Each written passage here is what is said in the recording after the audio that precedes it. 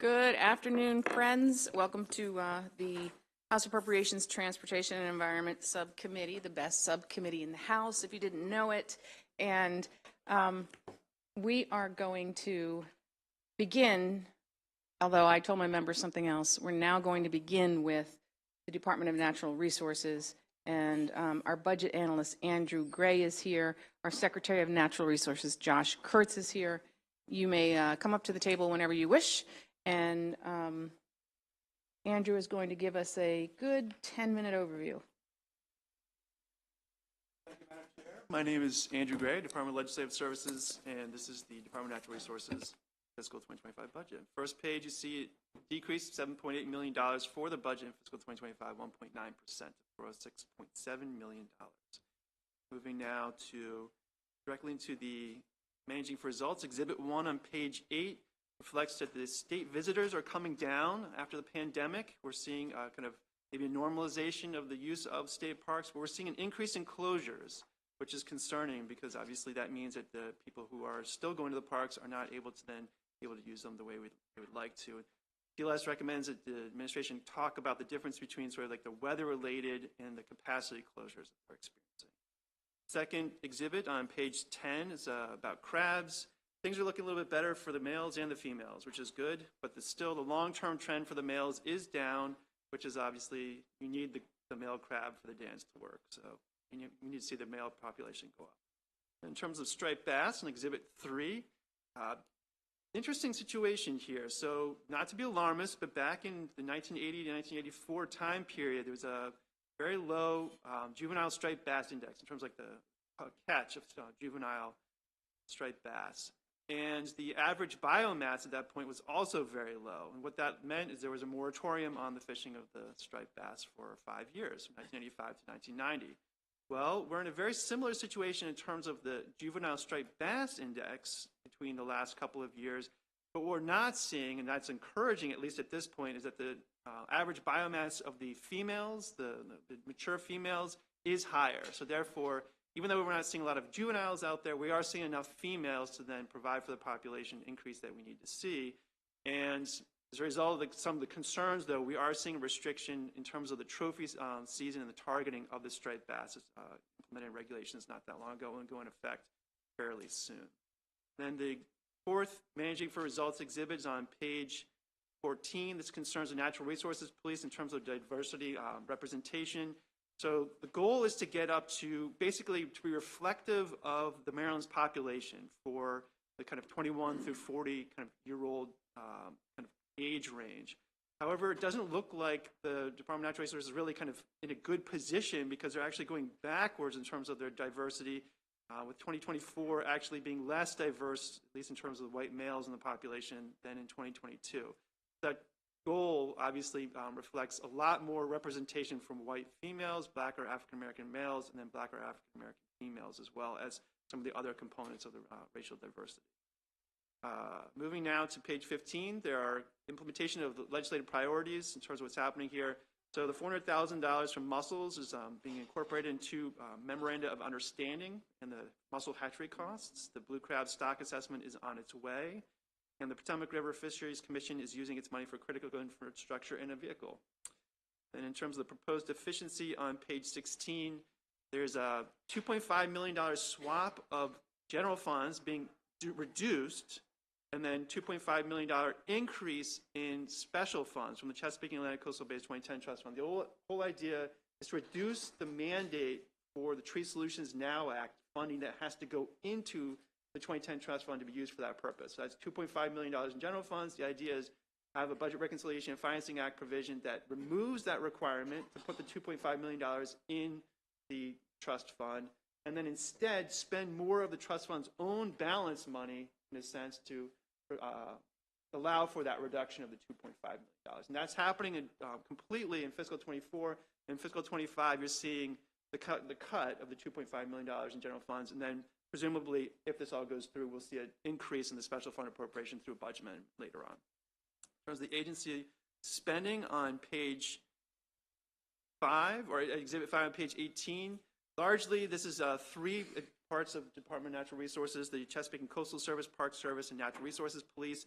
the Chesapeake and Atlantic Coastal Bays 2010 Trust Fund. It's a majority of the kind of grant funding in the administration, and then their positions funding as well. It kind of covers a lot of the administration costs. Exhibit 6 on page 19 reflects the overall budget, around $6 million increase in salaries. You're also seeing $1.5 million increase for 29.5 new positions, and the fact that 8 positions that were created by the Board of Public Works in 2024 have not yet been reflected in the budget. Once they do, that will obviously lower the difference between the 2 years. Turnover increases from 5.33% to 8.79% once you modify how the turnover calculation is reflected to show the general funds are being provided to the Forest Service and Park Service to address the fact that the transfer tax is going down, the transfer tax revenue. In terms of the other big increases, $10.9 million for the 2010 Trust Fund. There's $2 million for tree-related grant funding for urban forestry, and $2 million for engineering and construction program. It's federal funding for design, build, engineering projects. And then on page 20, you see a decrease of around $2 million for the mussel hatchery design work. So that's work that's being completed and therefore not going to be carrying on. The $2 million reduction for the office outdoor recreation. This is due to vacancies in that office, $1 million in general funds, $1 million in special funds that will not be used for an apprenticeship management contract that has not been bid out due to vacancies in that program. National Fish and Wildlife Foundation funding was a little bit more optimistic in terms of what the administration would receive. They did not receive that money, and it's not going to be carried over, obviously, into fiscal 25. So it's an $8.4 million decrease for that purpose. Contingent reductions reflect about $750,000. That's the money that's coming in as deficiency, but then will not carry over into fiscal 2025. And then there are contingent reductions, contingent on the Budget Reconciliation and Financing Act, in terms of removing the mandate for the full $1 million for the Mel Nolan Woodland Incentives and Fellowship Fund. It would reduce that to $500,000. It would be $500,000 in general fund savings, but obviously $500,000 of work that would not be done by that fund. There's a $1.8 million one-time reduction in funding for the Fisheries Research and Development Fund. That was a deal made years ago due to the concerns about the funding needed for that particular fund to fund the fishing and boating services, due to how the change was done in terms of gas tax. Then there's also a contingent reduction for the Chesapeake Atlantic Coastal Bays 2010 Trust Fund that we've talked about already. And then a little bit of other changes, $2.4 million for contractual FTEs, $3 million for the Park Reservation System Information Technology projects. That money will be then brought back in, or a similar amount of funding for fiscal 25 when it's appropriated from Department of Information Technology, and a $6.2 million decrease in the overall costs for vehicles. DLS does note that because there is a decrease in the transfer tax revenue and there's $6.7 million in the budget to help out the Maryland Park Service and the Forest Service, that there's an opportunity to expand the use of the program open space state fund balance, which is rather large at this point, around $172 million of unobligated funding. Certainly there are some projects kind of allocated for that funding, but it's that funding, at least a portion of it, could be made available to be used to defray the need for general funds. And that's DLS's recommendation to a contingent reduction of $6.7 million in general funds, and then bring in $6.7 million from POS state balance. Moving on now to the personnel actions on page 26, 8 new positions in the Board of Public Works actions for fiscal 24, 29.5 for fiscal 25, 22 contractual conversions, and 7.5 new regular positions. Finally, we're getting into the issues. Page 28, Maryland Park Services. The big picture look is Chapter 39 of 2022, the Great Maryland Outdoors Act, was a watershed kind of banner piece of legislation for Maryland Park Service, and had a number of requirements, one of which was to have an independent consultant look at the Park Service and do a study. So that was completed. Some challenges were noted by DLS on page 28 in terms of a leadership turnover that occurred within the Maryland Park Service during the time period of the study. The fact that the Parks and Recreation Commission was not formed. This was a commission that was created by Chapter 39 as a kind of supplement or a follow-on advisory commission, but that was not staffed, or members weren't selected in time to kind of really help with that report. Supplementary reports that could have also helped, the comprehensive long-range strategic plan and the management plans for the various parks were also not completed, as well as the land preservation and recreation plan, which would have helped kind of provide more context for some of the work. Closure data was incomplete in terms of whether it was weather-related versus capacity-related closures, individual parks.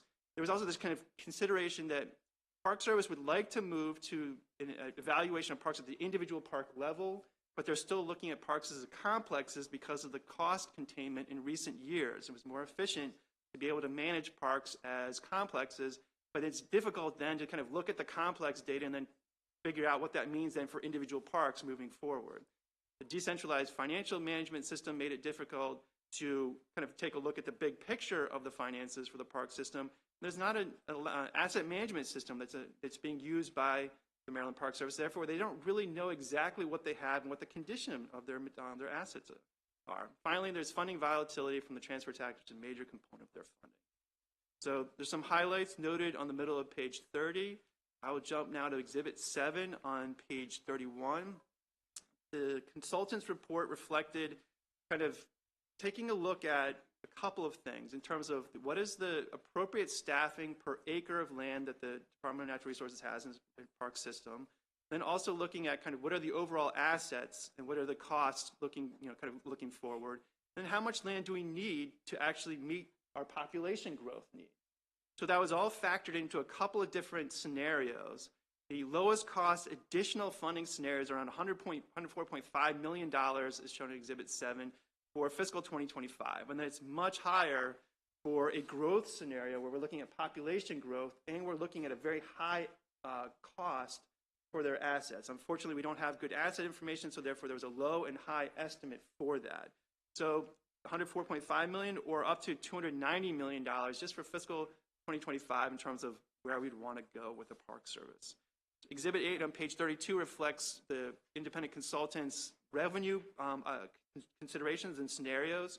Really quickly, there's the idea of fee increases will not work. It's just not going to be enough money in order to kind of get where they need to go. The transfer tax funding is a possibility, but you have to increase it substantially in order to get to these big numbers. You know, say on the far right, if you were to change the transfer tax from 0.5% to 2% and increase the allocation of the Maryland Park Service, then you have a shot at kind of getting at these large number costs in the future. But obviously, there are a lot of ramifications for that. And then in terms of some of the work going forward, the 2024 session has legislation pushing out the deadline for some of the work needs to be done for critical maintenance, and also expands the use of one of the funds that was created by Chapter 39, and also extends the timeline for the comprehensive long-range strategic plan. In terms of funding challenges for the Maryland Park Service in fiscal 25, Exhibit 9 on page 34 reflects that there's around $2.4 million decrease in salaries, which looks like they're holding the Great Maryland Outdoors Act new positions that we're hopefully going to push us into the new era for the park systems vacant in order to be able to meet turnover. Holding contractual FTEs vacant as well. So obviously, it's not going to work. You need people to actually do the work of managing and kind of interpreting our parks. So $3.3 million decrease, what does that look like? Well, it's general fund increase of $7.5 million, which is DLS is kind of making a consideration for the reduction and then supplanting with POS, state land acquisition, special fund balance, and they're running down the Forest and Park Reserve Fund balance to zero. So this is the kind of own source revenue from the Maryland Park Service, and going to zero balance is not sustainable, obviously, in the long term. So why is this all happening? It's because the transfer tax revenues are down, shown at the top of page 35. DLS recommends that DNR comment as noted in the middle of that page. The second issue is on page 35, Office of Outdoor Recreation. Slow to start work. They've had some vacancies. DLS recommends that they comment on that in the middle of page 36. The bottom of page 36, 100% renewable energy portfolio standards study has been delayed. There were some requirements by Chapter 757 a couple years ago to do this study. Apparently, there were some difficulties that the subcontractor had in terms of the modeling work and in terms of staffing challenges. There's also a funding shortfall, which is really the concern here, that the electricity surcharge that provides for the Environmental Trust Fund funding that supports the power plant research program that does this work appears to be drawn down. They're kind of drawing down the balance in order to be able to kind of cover all of the reviews of the new power plants that are potentially coming online, as well as the work done for this 100% renewable portfolio study. DLS recommends that DNR comment on that. Finally, there's the deer management report has been submitted. Everybody's very concerned about deer in terms of obviously agricultural damage, also people damage to vehicles or potentially even lives when deer are crossing roads. That's obviously the deer problems there as well. The report has been submitted, but it doesn't look like there's any funding to kind of meet the recommendations that are in the report. Therefore, DLS recommends that DNR comment on that. On page 40 recommended actions there. The first one is that contingent reduction for the Park Service and the Forest Service based on the increase of funding from the POS State Land Acquisition Fund balance. There's a report requirement for the Office of Outdoor Recreation Reporting, just to kind of give us a feeling for where things are now, where you're going with it. The summary of the Chesapeake Bay restoration spending, recommendation 3 and 4, both come from the Chesapeake Bay Overview annual reports. And then finally, on the bottom of page 42 is the Chesapeake and Atlantic Coastal Bay 2010 Trust Fund annual work and expenditure plans narrative. The idea here is that the administration does not like to submit the plans during session because the plans are not solidified at that point. The funding has not been, kind of delineated exactly how much can be available, but obviously statute requires for those plans to be submitted so that we can understand what's in the budget. Therefore, the narrative here just to kind of reiterate that statutory requirement. Thank you very much. Thank you, and thank you for the very, very extensive report that you wrote on DNR. Lots of pages, lots of issues, and we're ready to work through it. And Secretary Kurtz, welcome, and you have with you by Lauren Buckmaster, who's the director of our Fiscal and Administrative Services Unit. Ms. Buckmaster, welcome, and why don't you guys take a little time and respond to whatever you want to respond to, and then of course we'll have questions and you'll have more opportunity. Perfect. Thank you so much. For the record, Josh Kurtz, Secretary of the Department of Natural Resources. It's a pleasure to be with you, Madam Chair, Mr. Vice Chair, and members of the subcommittee. What I just wanted to do very briefly is orient everyone here to the structure of the Department of Natural Resources. When you look at the department, we have kind of 3 vertical workflows and then coordinating units in the Office of the Secretary. I would say our vertical workflows are related to land management, so that has forests, parks, wildlife and heritage, and our engineering and construction. Then we have our aquatic services kind of workflow, which has fishing and boating services, Chesapeake and coastal services, our resource assessment service. Then we have our enterprise services, which has our human resources, our IT, our licensing and registration, and our fiscal and administrative services, which with Ms. Buckmaster is the director of. So a lot of our work, though, cross-cuts between those pieces. And so in the Office of the Secretary, the way that we're organized is to provide that coordination across those workflows. And to do that, we have an Office of Outdoor Recreation. Recreation cross-cuts water, land, and how we plan our funding. The Environmental Justice Office, which does the same thing. It cross-cuts the work that we do in all 3 of those workflows, and as well as our Office of Resilience.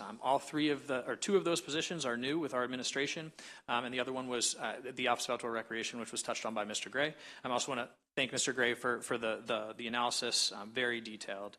Before I jump into some of the responses, I just wanted to touch on the underattainment and the projected reduction of transfer tax revenue, which is roughly $30 million.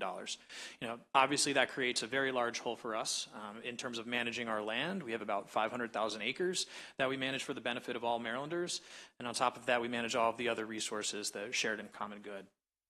So when we look at this, we thought about how to recover that, and that was the big goal for us this year. And what we looked at is, reduction in reduce spending to increase the special fund reserve balance in FY24. So trying to tighten the belt a little bit, working through some of the reserves that were kind of coming up that can help us get through some of these shortfalls. Mr. Gray touched on timing of hirings, and I'll get into that when we talk about the Park Service. A lot of this was we had a strategy in place that did not fully staff up immediately for a wide range of reasons, which I'll get into, but we kind of factored that timeline into our budget to ensure that we were able to meet that reduction. And some additional cost savings. But I think the point here is we really look forward to working with this subcommittee and the Senate as well to figure out how we put our Park Service and our land management units on a more steady footing instead of having to worry about the volatility of the real estate transfer tax. The transfer tax is also really interesting in that when the market is very hot, land is very expensive and it's harder for us to do acquisition. But when the real estate market slows, we're bringing in less revenue, but it creates more of an opportunity for us. So it's a really interesting conundrum, but we look forward to working with you all on getting us on a more stable plane. Is it right if I move into the recommendations? So I wanted to touch on Park Service closures very quickly. We track those, whether they be related to weather, related to infrastructure issues, and related to capacity closures. So we're tackling all of those each a little bit differently. Infrastructure obviously is about planning, and it's about understanding where we might have some of those closures, whether that's related to needing to do upgrades in our boat ramp facilities, our camping facilities. So there's a wide range of different infrastructure projects that we have that reduce our ability to have capacity within our system. Also weather, that's a little bit more variable, but we're working to make sure that we're able to clear roads more effectively and quickly when it comes to snow, and that we're able to kind of predict when we're going to have more of these issues due to weather. The capacity closures really is the biggest difficulty for us. And a big part of how we're approaching our strategy in the Park Service is related to these capacity closures and is related to giving greater access to Marylanders. So I'm going to touch on the capacity closures when we get to the Park Service. I want to talk about the Natural Resources Police and the minority representation.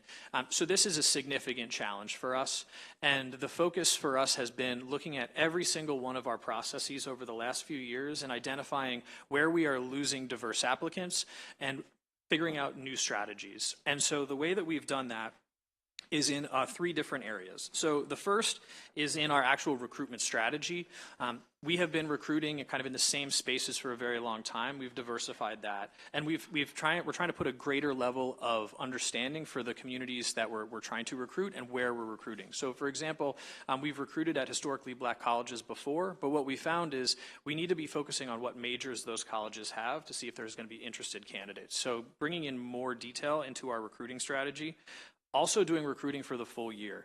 We tend to do these things in bursts previously, but now we're having our recruiters in bed with our human resources team and do more recruiting as we go throughout the year. The next piece of this is actually our testing and hiring policies. So we've used the same test in Natural Resources Police since the 70s. It is very much it's a mix of written and physical. And so what we've actually looked at is where there are other tests that we've seen that has statistically significant results for reducing bias. So this year we are moving away from the test we've been using since the 70s to a cognitive abilities test, which is proven to reduce bias within the testing and should help us bring more diverse candidates onto the Natural Resources Police.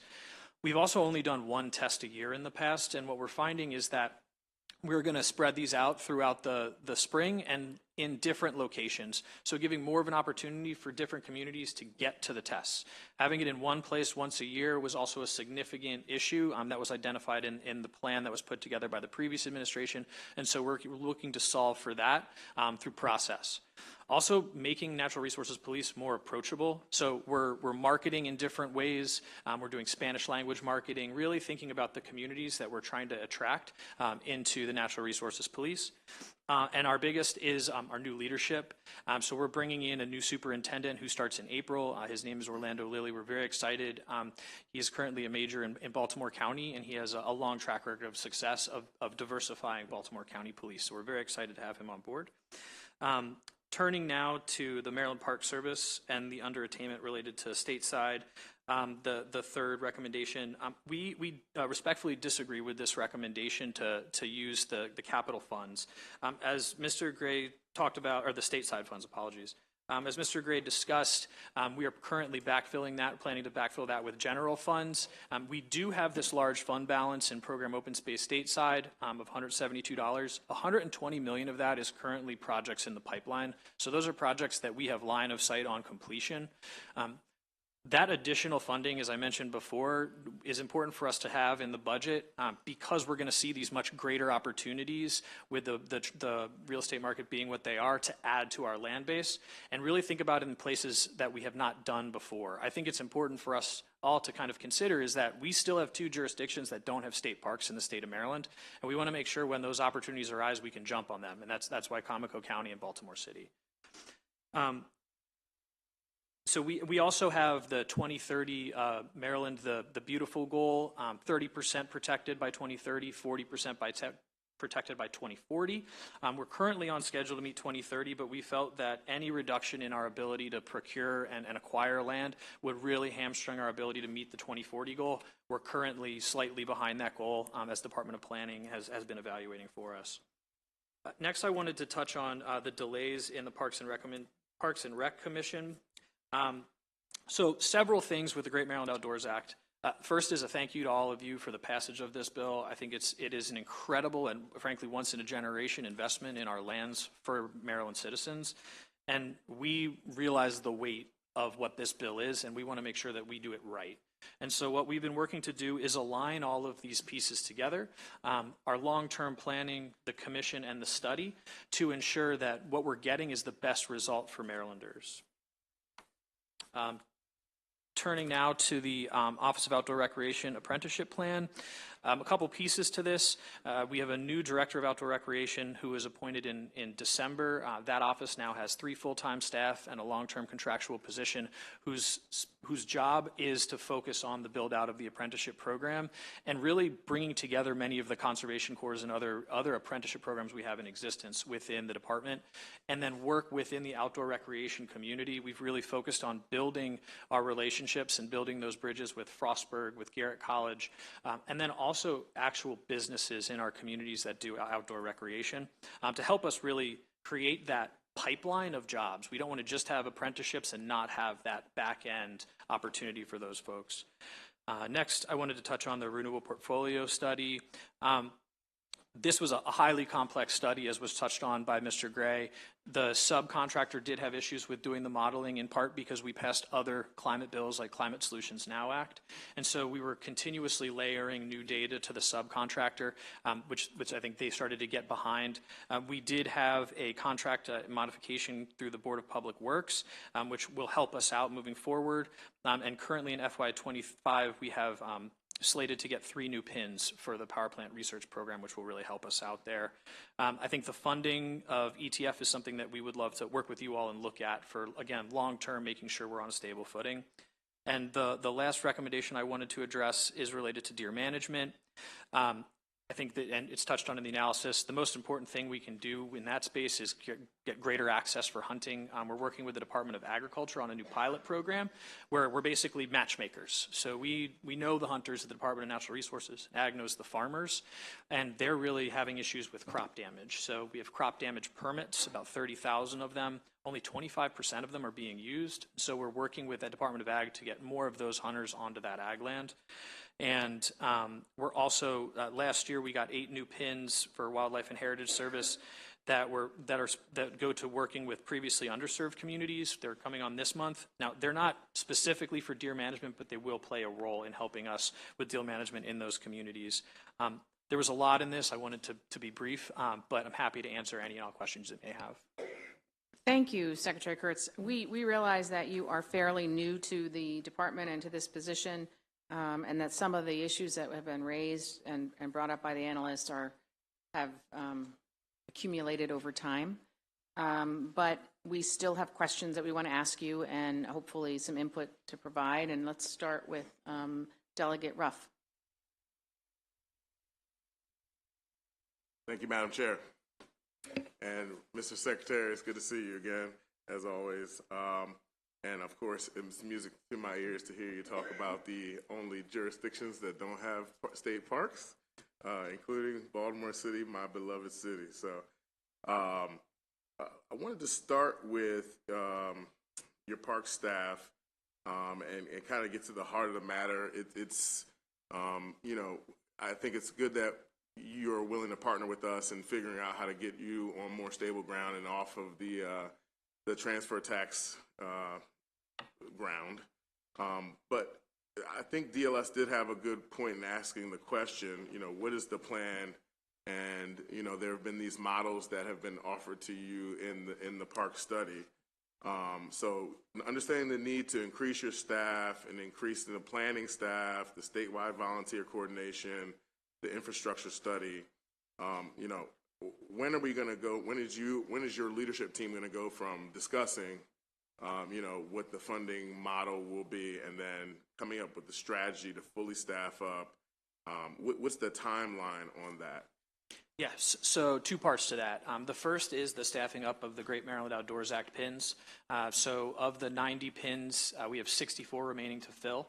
Of those, we have a strategy for each one of those pins, each one of those vacancies. And so in the next couple weeks, we'll be rolling out the first 9. Those are going to be kind of central leadership positions for us. 2 cartographers, 2 cultural resource managers.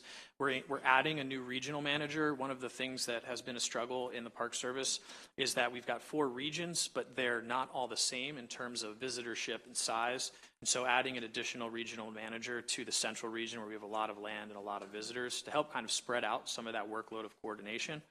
For the remaining set of pins below that, we have a timeline that rolls from 24, FY25, and 26, and for different reasons. So what's touched on in this report and in the study is the issue of complexes. So over years, what we did is we said, okay, we don't have 4 park managers for these 4 parks. We're going to call it a complex. We're going to go 1 park manager. And an example of that is Tuckahoe. If you're the park manager in Tuckahoe and you start your day at the north side of the park at 7 a.m., and you try to stop everywhere, you'll finish at 7 p.m. And that's just quick stops. And so what we're looking to do is break up our largest complexes, Gunpowder, Patapsco, Seneca, Tuckahoe, the Southern Maryland Recreation Area, kind of bring them back to where they were in terms of parks, not park complexes. And in order to do that, we'll need a manager, assistant manager, a maintenance soup, a lead ranger. And so we have all of this scoped out. We'll be rolling that out as we break up the complexes. We'll start by hiring the leadership positions first. And then as we get a kind of a handle on how we're going to break up the parks, we'll hire the rest of those teams, getting down to the park techs. So we have that structure for all of our park complexes. And then part of Great Maryland Outdoors Act set up 2 new parks that we're really excited about, Port Deposit and Freedman State Park. We're also holding pins to fully staff those parks as well, because what we don't want to do, right, create 2 new parks and not have the capacity to manage them effectively. So that is the basically 2.5-year strategy for hires to fully staff up what we have now. To the second part of your question, we're trying to look at what we need. And I think that's what that DLS analysis, or the contractor that DLS hired, does a great job of. It points to, we got more from GMOA and we know we need more, and how do we get there? And I think there's several ideas within that we're looking forward to talking about with the commission. I think looking at the flat part of the transfer tax as changing, right? Not just having the baseline, but maybe looking at how much money we would need for the actual baseline to be for Park Service. There's a wide range of things we're also piloting right now. One of the things that we do in our Park Service is an honor system. If you come to our parks in the off season, you still are supposed to pay. There's a little box you can slide your money into, and then you enter the park. In Southern Maryland, we have a park, and we piloted basically a gate, right? You have to pay in order to get through the gate. Our revenue up 400%. So there are some things that I think we can do, and it's not going to be a one-size-fits-all, right? This is going to need multiple pieces. I think looking at fee structures in itself won't do it, but looking at fee structures, looking at the honor system, looking at where we're also getting kind of like lease funding in agriculture, things like that. There are a lot of places where we can raise this revenue, and we're looking forward to working with the commission in a really publicly transparent way to identify those ideas and then implement them. Okay. Kind of underlying the staffing issues you talked about last year, your issues in specifically in HR and in your engineering construction department. Can you talk about where you are with that? I think last year you said you were at a 30% vacancy rate in engineering construction, and that it's going to be very difficult for you to implement the GMOA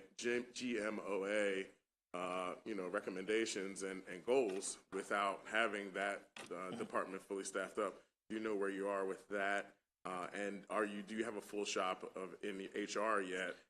And is the $3 million budget for HR going to be enough for you?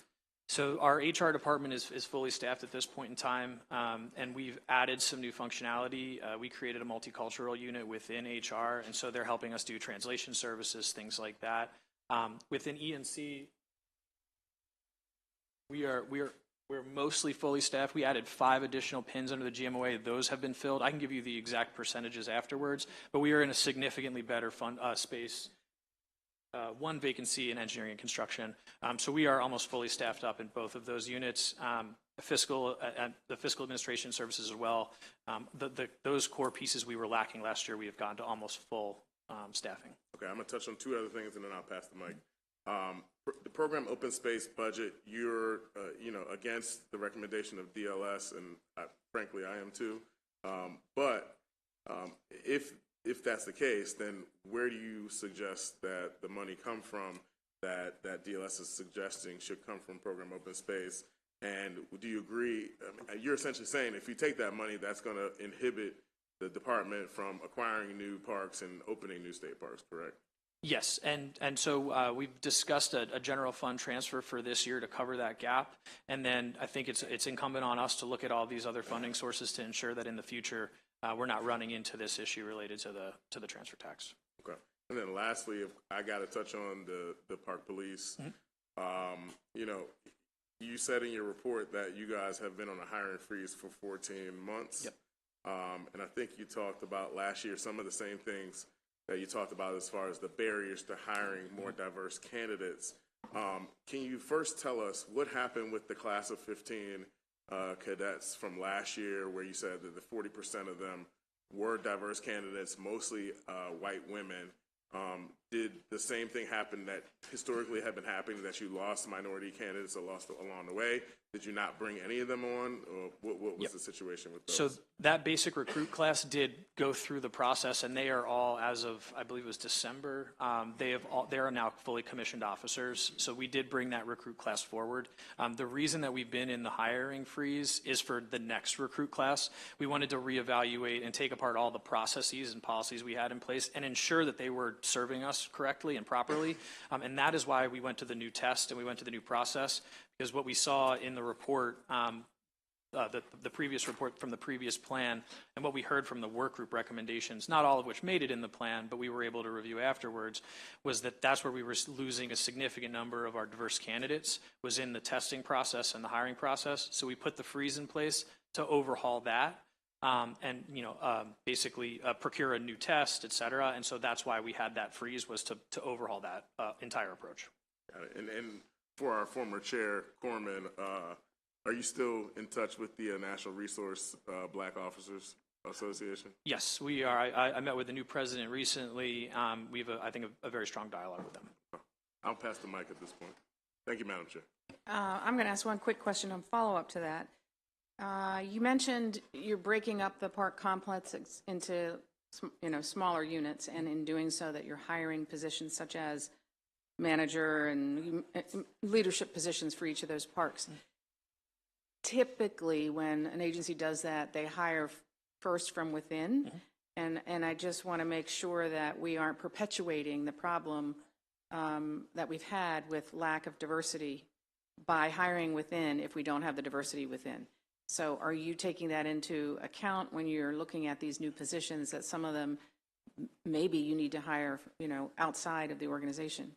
Yes. So there's a couple of different components to that. So one is looking at, so these are going to be like publicly available.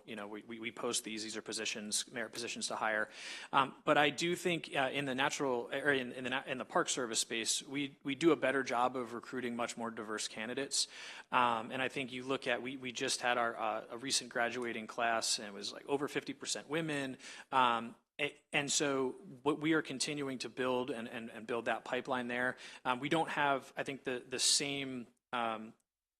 We have a lot more interest in those positions, I think, which allows us to bring in a greater diversity of candidates. Good. That's good to hear. Delegate Mangione.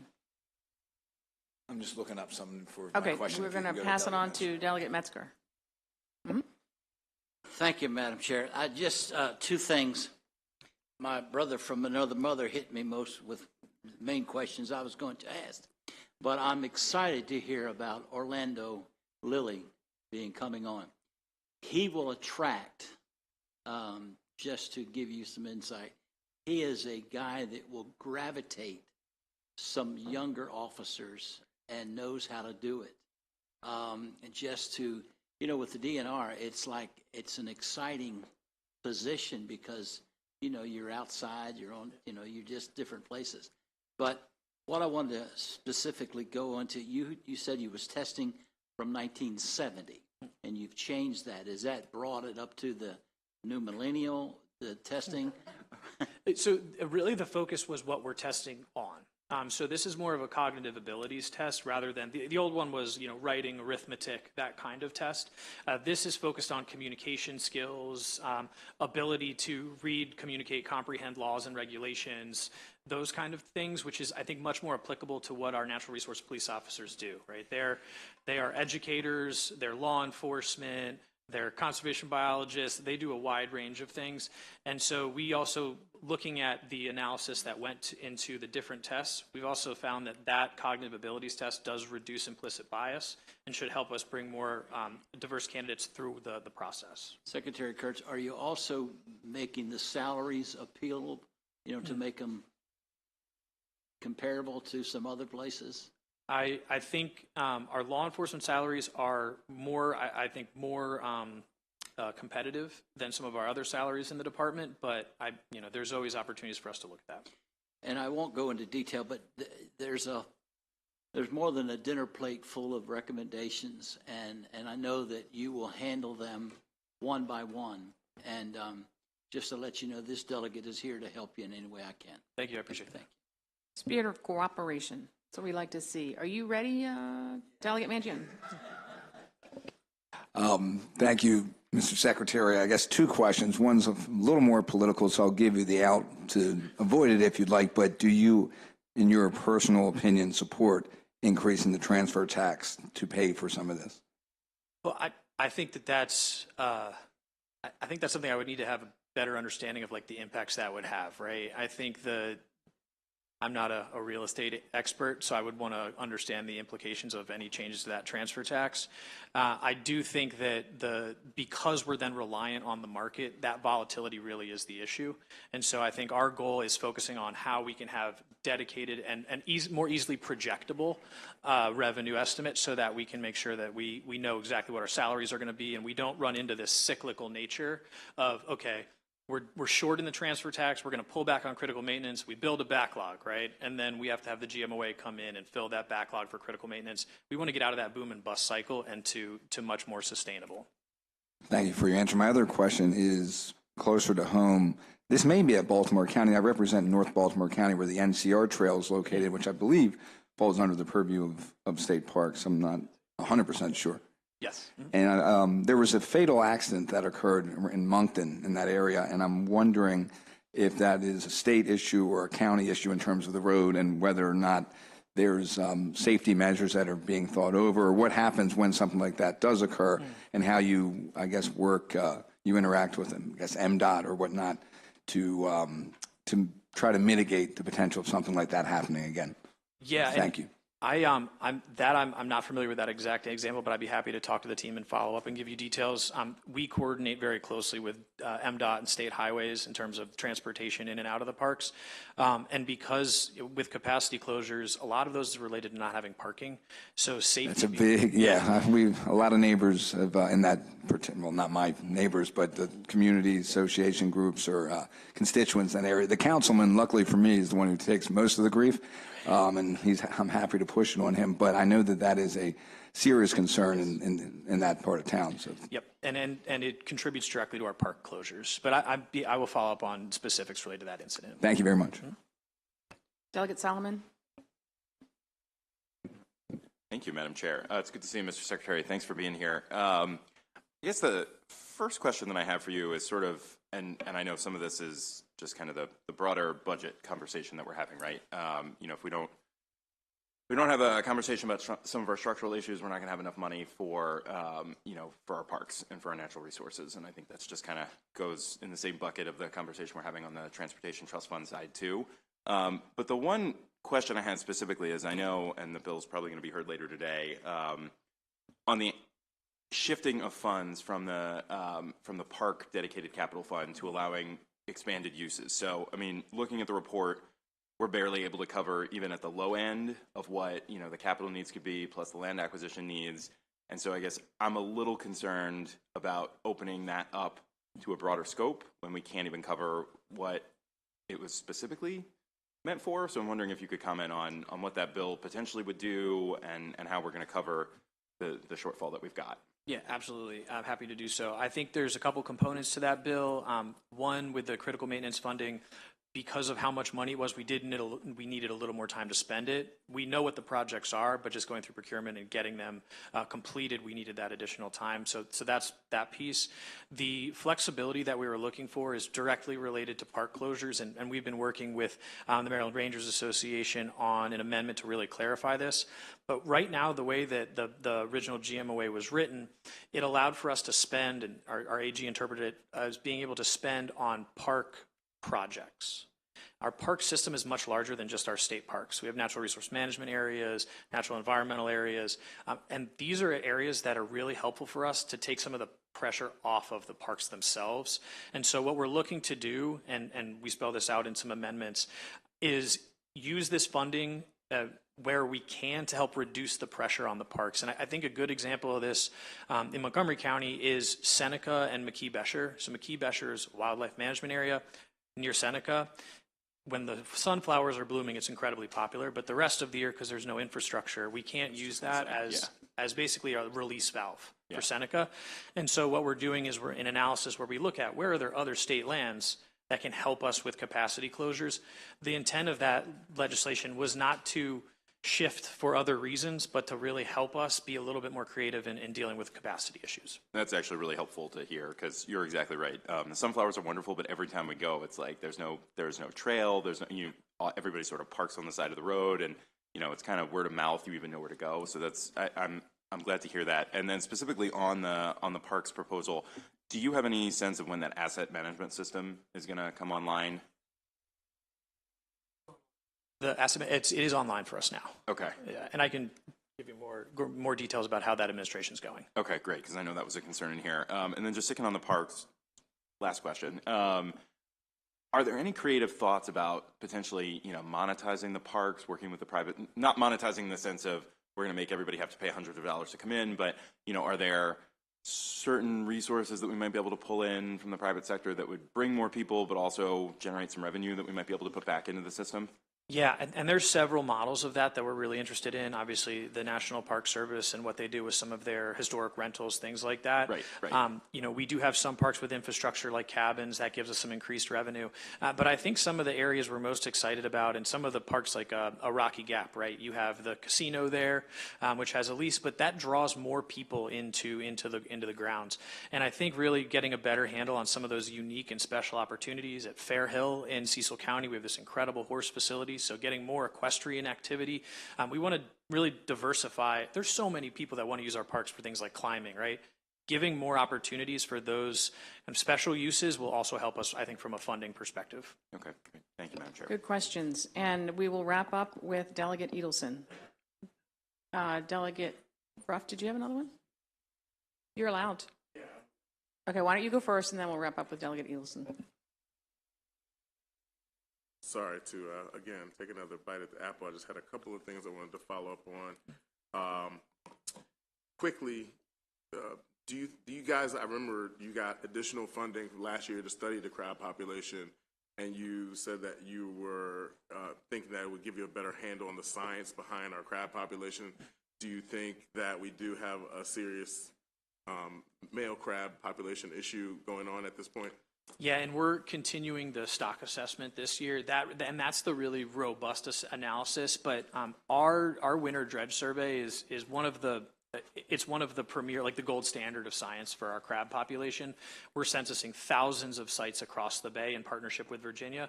And I think, there is a significant concern around the juveniles and the males, but seeing some of the upticks in the females is really important for us.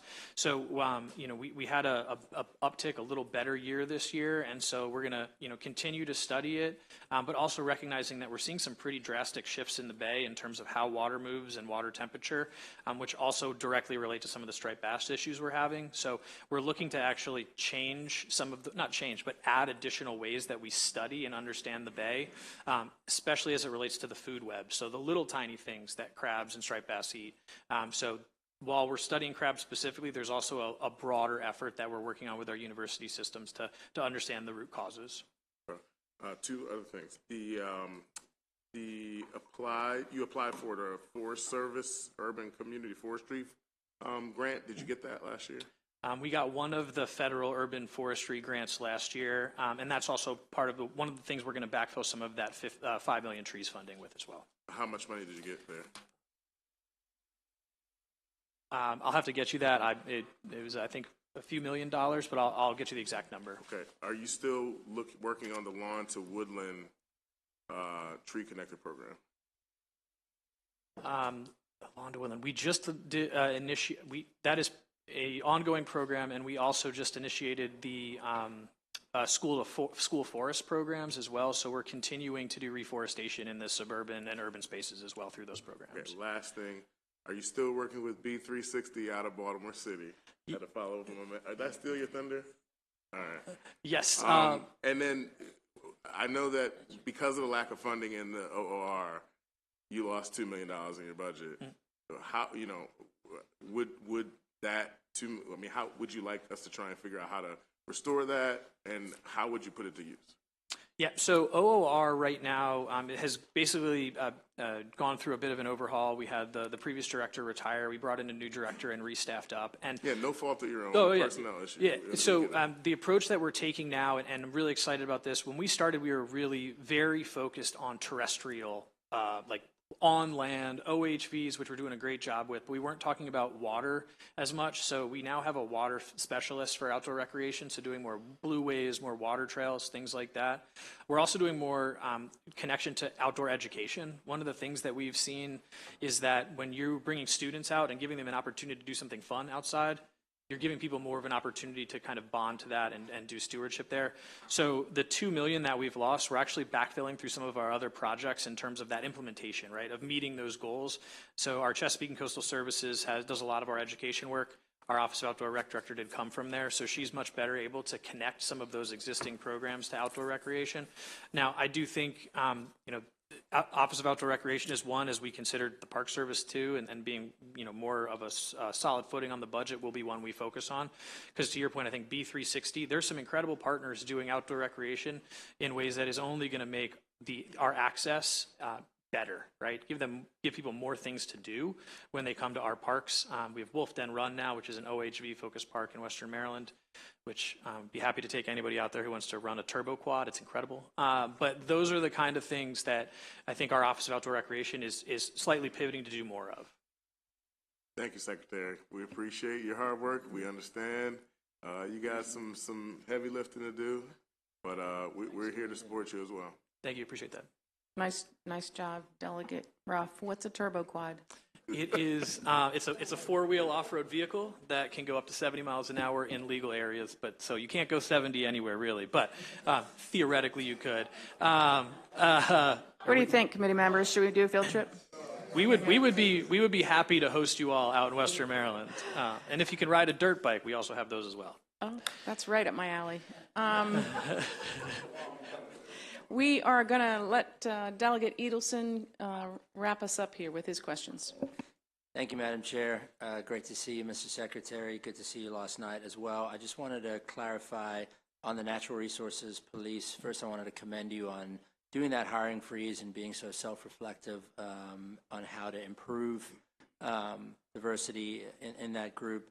I wasn't clear, has the hiring freeze been officially lifted, number one, and number two, when do you think we can expect to see some results from the changes you've been making in that process? Yeah, so the hiring freeze is ongoing through this spring as we finish the procurement of the test. We're in the final stages there and lay out the different areas for that actual testing. So we're wrapping up logistics. Our goal is to begin that process the end of March so that we can start a new recruit class in the fall. I think one of the good things about testing at multiple sites is it will allow us in real time to see what our demographic makeup looks like and understand if our recruiting is working and make stronger pushes in areas where we're going to have the next test. So that's a big shift from what we did before. So what we wanted to add an adaptive management component in real time because the timeline is tight here and it should be, so that we can make these changes site by site, but also year by year. And I think we're going to continue to, as soon as we get through the process, evaluate the classes and really look at and say, what did we do right? What can we do better? And make those changes quickly. We wanted to go slow, frankly, to start going much more quickly. Okay. Appreciate that. On the ETF, do you have a sense on what level of increase in the electrical environmental surcharge we would need in order to make PPRP solvent? And I guess the other question there is, would you propose lifting the industrial cap? I am unfamiliar with the industrial cap. I can get back to you You if can that's get all back right. to Yeah, us. yeah, Sure. Did you want to repeat that first question for them? Sure. The ETF and the challenges with its solvency and how it funds the PPRP. One of the discussions you had in here was a recommendation about increasing the surcharge. I'd like to get a sense of what level of increase we would need in order to make it solvent to fund the PPRP. And if you want to get back to us offline on that as well, that's fine. Yeah, we can follow up in writing on that one. Okay. Final one was on the discussion around fox hunters purchasing licenses. Any idea on what kind of revenue that could bring in if we did implement that? 300,000 with a 3-to-1? With a 3-to-1 federal match. Meaning 300 indirect to become 900 or 100 to become 300? 1 to 3. Okay. Thank you. That was all my questions. Great. Secretary Kurtz, we want you to know we have a lot of confidence in you and the rest of the staff at DNR. We know how hard you're working with limited resources, with lots of volatility, changes from year to year, and we are here to support you, and we appreciate your time, and you're under good leadership, and we look forward to, getting through the budget and then working on the issues we need to work on. Thank you, Madam Chair, and we very much appreciate all of your time and partnership moving forward. Absolutely. All right, and our next victim is the Maryland Transportation Authority, and we will have Ms. Carrie Cook, who is our budget analyst, and our brand-new Executive Director, Bruce Gartner, come forward, please, and Secretary Wiedefeld, of course. And Ms. Cook, you may begin with your 10-minute summary.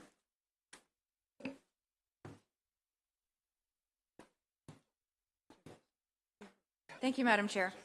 Again, Carrie Cook to present the budget analysis for the Maryland Transportation Authority.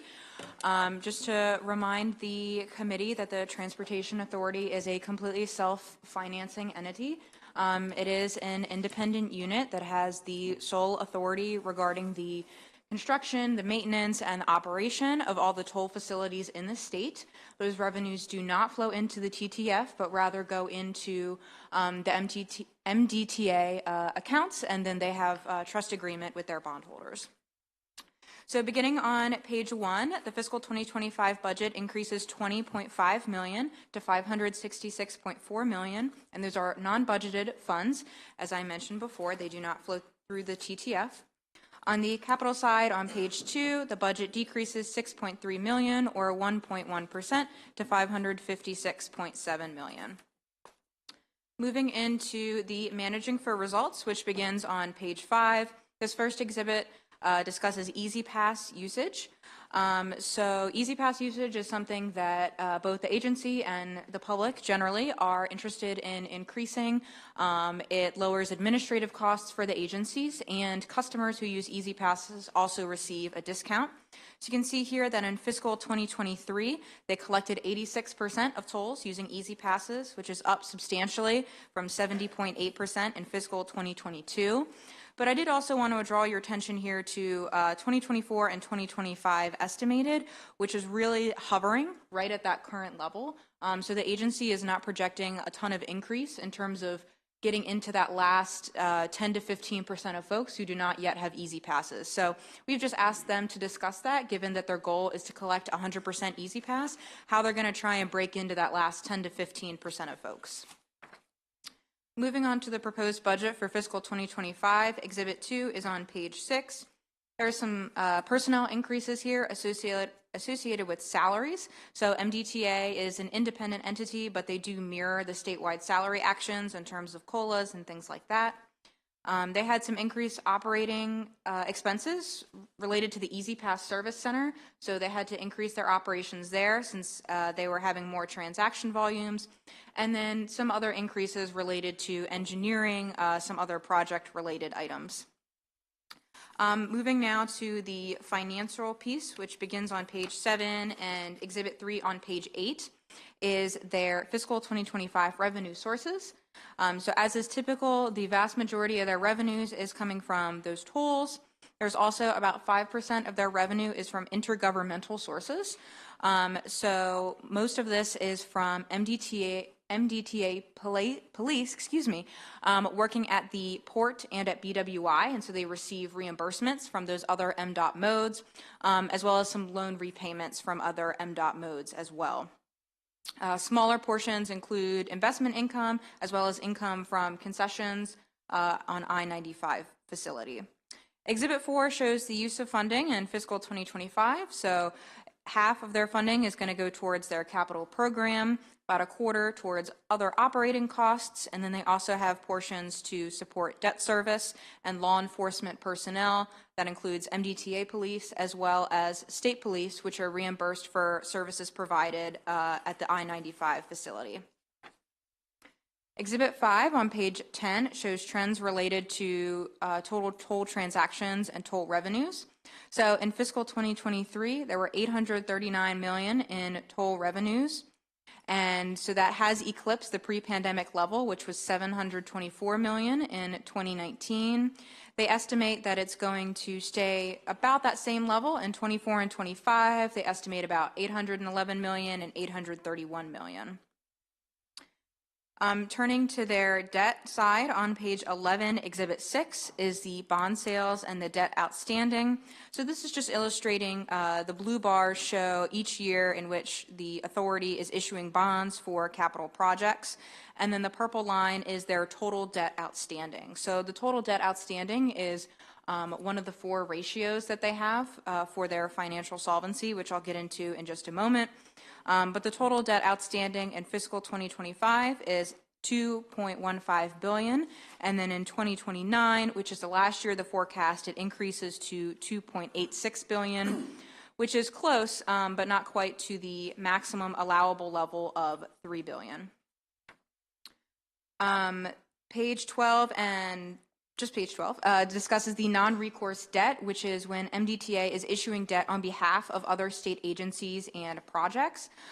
So this does not impact their finances. So all that information is included in the second appendix. Moving on to the personnel, which begins on page 12, MDTA's vacancy rate was 13.6%, which is a little bit higher than the state average, but it is down from last year, in which it was 18.4%. So there are about 83 vacancies over turnover right now. They do have independent authority over their personnel, but as I mentioned before, they do mirror the statewide salary actions for their civilian workforce just to keep themselves competitive. Page 14 starts the discussion of the capital program. So Exhibit 7, the total capital program for the 6th year is $3.1 billion. And you can see the breakdown by major projects, development and evaluation, and minor projects in Exhibit 7 there. And Exhibit 8 on page 15 is the capital funding by facility. So this is just totaling up all the projects at the different MDTA facilities, and you can see that the majority there is with I-95. With this exhibit here, I will also note that the funding programmed for the Bay Bridge Tier 2 NEPA study, since that is in development and evaluation, that is included in the authority-wide section of that exhibit. Exhibit 9 on pages 16 and 17 just provides more detail on the individual projects that are totaled up in that previous pie chart, showing how much is programmed in fiscal 2025 for each of those projects, delineated by facility. Exhibit 10 on page 18 shows the major changes from the previous CTP in terms of projects that were added to the construction and D&E program. Now moving on to the issue section, which begins on page 19. As I mentioned a moment ago, there are 4 MDTA financial standards. So since MDTA's finances are independent of MDOT and the TTF, they have some standards that they adhere to. Some of them are legal requirements, some of them are policies of the MDTA board. So you can see the details here. They deal with the ratio of revenues to debt service, unencumbered cash minimum, as well as a limit on the total debt outstanding. So they have these values each year in their financial forecast, which is 6 years. And summary of that is on Exhibit 12, page 20. So this financial forecast summary here You can see the total revenues from FY23 to 29 are trending downward slightly, and their total expenses are increasing slightly over the total program, which is causing that annual cash deficit to be driving down over the total program, and also driving down that total MDTA cash balance throughout the entire program. I also wanted to draw your attention to the debt service coverage, which is a policy and a legal requirement that it should be greater than or equal to 2.0, and it is dipping below that threshold in fiscal 2029, getting to 1.9. Also, their unencumbered cash is should be a minimum of $400 million, and it is getting projected to $401.1 million, very close, in fiscal 2028. So this forecast is projecting fiscal stress on the horizon, not right at the moment in fiscal 2025. I did want to point out that it is still an improvement over the forecast that came out in September 2023. That forecast that projected that debt service coverage would fall below the minimum level in fiscal 2028. This forecast pushes that threshold out 1 year to fiscal 2029.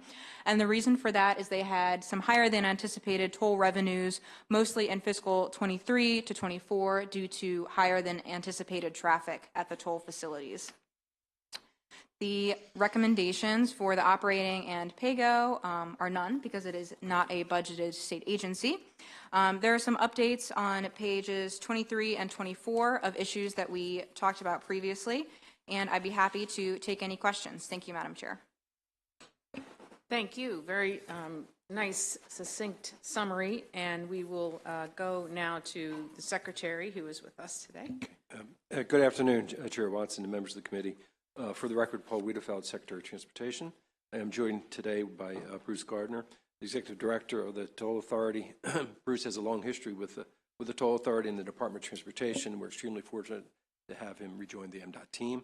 And thank you, Carrie, obviously, again, for the thorough analysis that you've done. Before turning it over to Bruce, I just did want to highlight a few of the core operations and some of the things that were achieved in the previous year. Specifically, the I-95 Express toll lanes northbound extension is going very well. That project, if you've been out that way, we are now pursuing the Belvedere Road interchange project, that development opportunity in that part of the state, and the eastbound Bay Bridge rehabilitation effort is underway as well. And just recently, we did receive $80 million in U.S. DOT funding for the I-95 Frank First Avenue interchange improvement project. So this project eliminates the last toll booths on the Toll Authority system, which is really good to get behind us. So let me just close by saying the Toll Authority employees are dedicated to delivering safe, efficient, sustainable, equitable transportation solutions to the customers of Maryland and people that pass through it. So with that, I'll now turn it over to Bruce to add more comment on the DLS analysis. And we would like to welcome Bruce Gardner, who is here. I guess he's returning after some time away, but when he had his time away, he spent a lot of time in Howard County, which is how I had the opportunity to work with him, and we know Howard County's loss is the state's gain. So thank you for being here, and you may begin. Thank you, Madam Chair, members of the subcommittee. With me is Deb Sharpless, the CFO for MDTA. I am on about 3 to 4 weeks on the job, so I was previously in this position back in the 2013 to 2015 period. Some things have changed, some things have not, but it is a pleasure to be back with an excellent team at the MDTA. The transportation issues that the authority and MDOT deal with touch each of us. I'm just so proud to be part of that at the statewide level. Not that I didn't enjoy my time in Howard County, because that was very enjoyable stint for me as well, and helping get some things started there. And in 2023, just to focus on MDTA and some of the things that have been accomplished by the agency before me joining, is a launch, for instance, of the mobile application for customers with it's another convenient payment option for Easy Pass. They rolled out a transponder replacement program to do that proactive replacement of the batteries on the transponders that could end up failing. And as you know, without the toll booths on many of those facilities, that immediate feedback that customers used to get is not there anymore. So that was an important effort. They sent quarterly email blasts out to over 1 million Easy Pass customers on a wide variety of topics, and continued their educational campaign that Easy Pass is the best way to save, and we'll get a little bit more into the to Carrie's questions about that 86 to 100% in a few minutes. But I wanted to elaborate on Secretary Wiedefeld's comments. We do have a very strong credit rating at the agency, and due to its sound financial management, we're very proud of that. We actually went to the bond market yesterday, refinanced over $700 million in bonds, and we went into the market hoping that we'd have a favorable return, but that wasn't as important as just mitigating some risk on some federally subsidized bonds, Build America bonds, where we weren't sure if that subsidies would continue in the future, and we did achieve some savings on that, so that was a plus. It ended up being a very good day for us. So the team did a tremendous job in getting that out on the street and closed yesterday. So my compliments to them, because that started well before I got here. The challenges that we face, they are significant. We have jointly some challenges in Maryland on funding. Happy to be part of the team that'll help address that. Want to work collaboratively with my colleagues at the department. So one of the reasons I came back was that collaborative effort that I see being able to happen moving forward. And at the same time, we want to also make sure we have the basics covered. Customer service, as you all have seen from prior reports and prior committee meetings that you have, has been challenged by our conversion and by the pandemic and coming out of the pandemic. We want to continue to improve those. We want to develop more sustainable and equitable programs. We want to work more closely with our neighborhoods and around the facilities that are mainly highway facilities, but we know they have an impact on the communities around them. And finally, we want to continue to strengthen the financial position of the authority. So if I could go in directly to the recommendations and comments regarding Easy Pass. On page 5 of the analysis that Yes. Carrie asked about the strategies to encourage the remaining 12 to 15%. And we are continuing to enroll participants in that program. We recognize that there will always be a segment of customers who choose not to. We really do want to strive for that 100%. That's why it's there. There's several things that we can do, both internally in the state of Maryland and getting the message out in a variety of platforms, providing education on the significant discounts that are available to those Easy Pass customers. But it goes beyond that. It goes to the partnerships that we have with the other 36 entities in 19 states that operate under that Easy Pass collection program umbrella, getting the other agencies across the country to join in and have be part of the Easy Pass group. So with more entering in, we have that opportunity to bring up without having to do any transponder sales necessarily within the state of Maryland.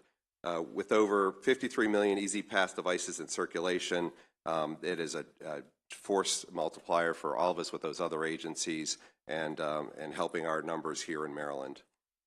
As more agencies also convert to cashless tolling, that's an opportunity for them to get the message out to their customers, and then we benefit from that and more growth. Recently, I just wanted to highlight a few things that we have done to drive the usage forward. We did launch that mobile app, and we have recently reached over 100,000 downloads of the app to have another platform for information. We're improving the homepage, coming out this summer with even more improvements to that to improve the customer experience. We've had different challenges as with any large IT project, and we'll continue to work on those.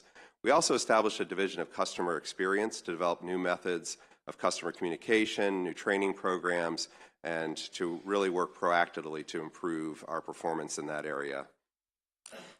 In conclusion, I just want to say that the MDTA will strive towards the highest possible Easy Pass penetration, and it is just imperative that we give our customers that ultimate or alternative payment option. As we often say, the video toll payment is a good payment option, pay by plate is a better payment option, Easy Pass is by far the best option. There were no other recommendations, as DLS noted, so that concludes any remarks I have, and be happy to Thank you for questions. We appreciate that. We have some questions. I will begin, and these are just going to be in sort of random order, and if you don't know the answers because you've only been there 3 weeks, that's okay. You can get back to us. although I see you have the trustee secretary sitting next to you. He may know the answers. But we had a discussion about the maintenance of all the facilities that you oversee, sort of the maintenance backlog. Do you have a sense what that number is in terms of backlogged repairs and maintenance that have to be done on all of the facilities within your organization? I'd say that, and I'll let Deb jump in here if I misspeak, but I'd say that with our dedicated funding source, that's really a priority, and because of our trust agreements, that we're addressing those on an ongoing basis. The Secretary referenced the $80 million grant that we received for the 895 toll plaza renovations, but there's also some structural, there's some bridges on there. 2 will be repaired, 2 will be replaced. So that's moving forward in the program. That eastbound redecking project has been prioritized. So, we're really, if you looked at the graphs in the program, you see that the expansion, projects for the authority dwindle, and it goes down to largely system preservation. Mm-hmm. But, if there's a specific number, I'd have to get back to you on that. Deb, anything to add? Yeah, I would say that this year you could see a significant increase in our capital budget, that we have planned cycles. We have a very robust inspection program that we do annually, as well as a tracking system for any defects, the priority of them. Contracts are awarded on a regular basis. So, with seeing the end to the express toll lanes construction, you see us ramping up more of that system preservation. And these are all planned cycles that we have to be able to manage our finances and not have to, construct many critical projects at one time. Okay, so what we would like for you to do is just to send us what the numbers are. I mean, if you have them set up in cycles, then you should be able to just shoot them off to us and let us know.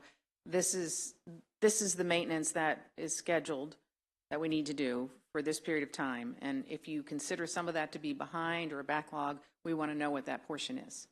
Okay? Moving on to our next question for you. This is just a basic overview for the committee. In terms of setting the toll rates, how do you determine how to set the actual toll rate for a specific facility?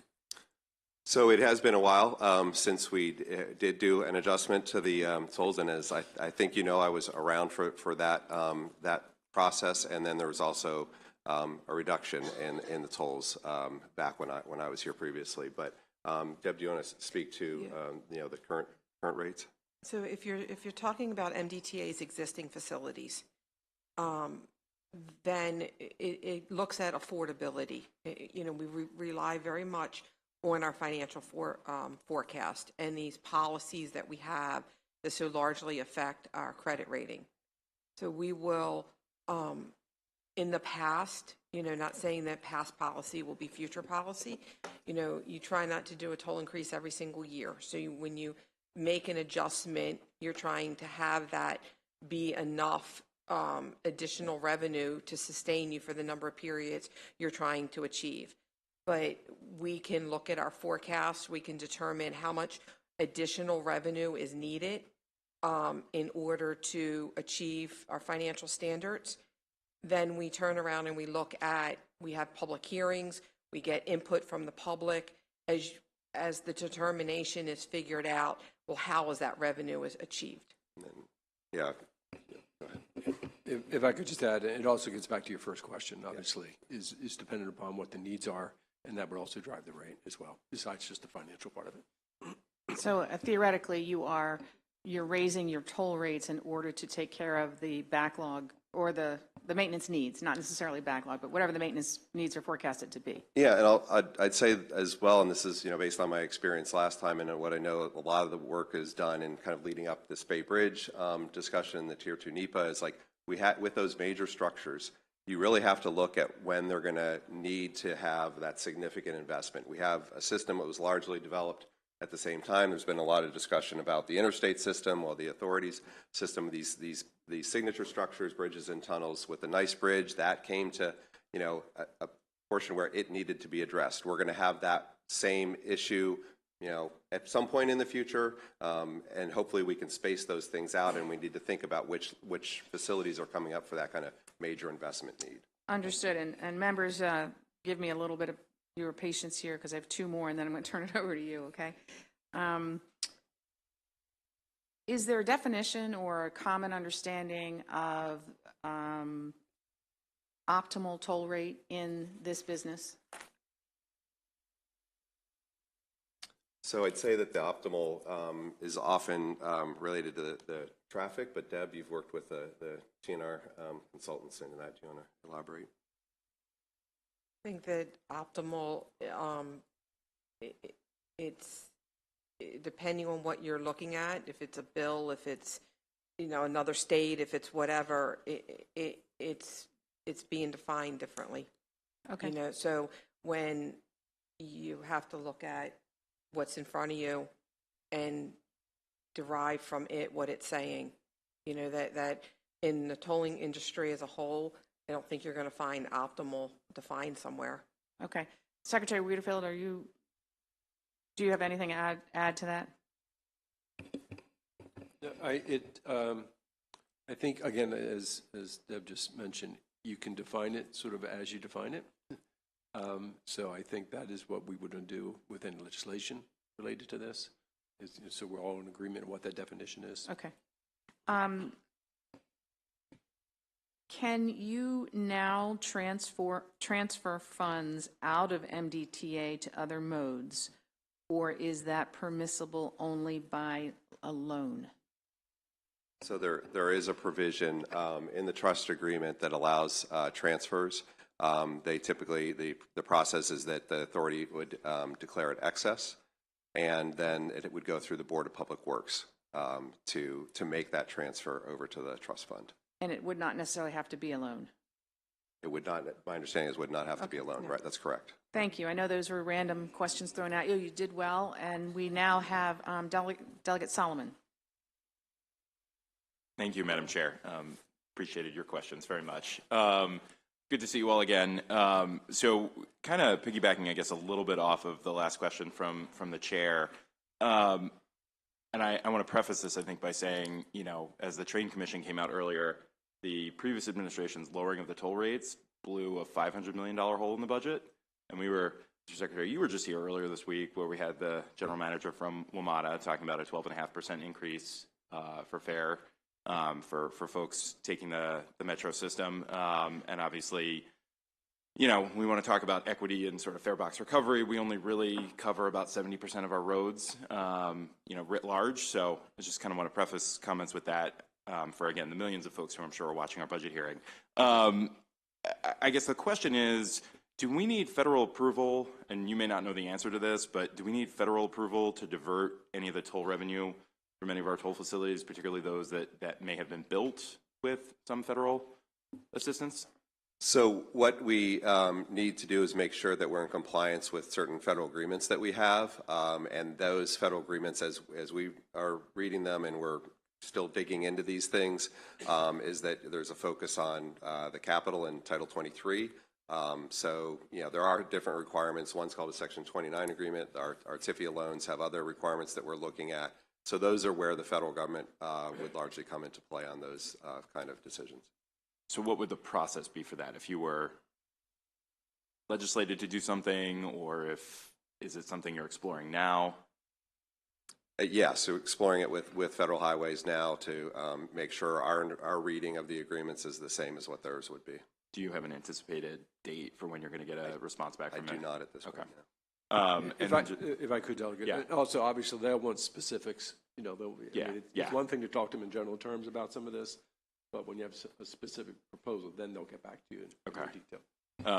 And then just switching gears a little bit, just a question, and it was actually my old district mate, Delegate Carr, who was a big leader on this when he was in the General Assembly last term, but just around the reciprocity agreement and the ability to collect outstanding tolls from out-of-state drivers. I know the agency were given an option of either doing reciprocity agreements with other states or pursuing an outside collections agency, and it seems like MDTA has gone more of the outside collections agency route as opposed to reciprocity. And I will say, if you miss, I think our state is very good about collecting revenue from in-state drivers because we have the whole integrated system with MVA, and you flag your registration. So what was the thought process behind going the collections route, and are we exploring? Are you using that authority you have to explore reciprocity agreements with other states? So coming back into this new, I'd say that I'm exploring everything. The team has looked at both. I've gotten some indications of the pros and cons of those, and we're also just exploring all those opportunities with other states, and we'll jump on them when we can. So if I could kind of beg a little bit. I was just going to say, maybe we can follow up at some point later. I mean, I think spring. It's a very important point. It's something that I came into the job talking to the secretary about something that we need to explore on all fronts. So. I was going to say, and I think it would be it'd be really interesting. And again, I know you don't have this readily available, but to get just a full set of data from your team of what is the outstanding debt from out-of-state drivers. I know there was an amnesty period. What does that debt look like? Just getting a full scope of the picture of what we're owed by folks using our roads, particularly from surrounding jurisdictions. Thank you, Madam Chair.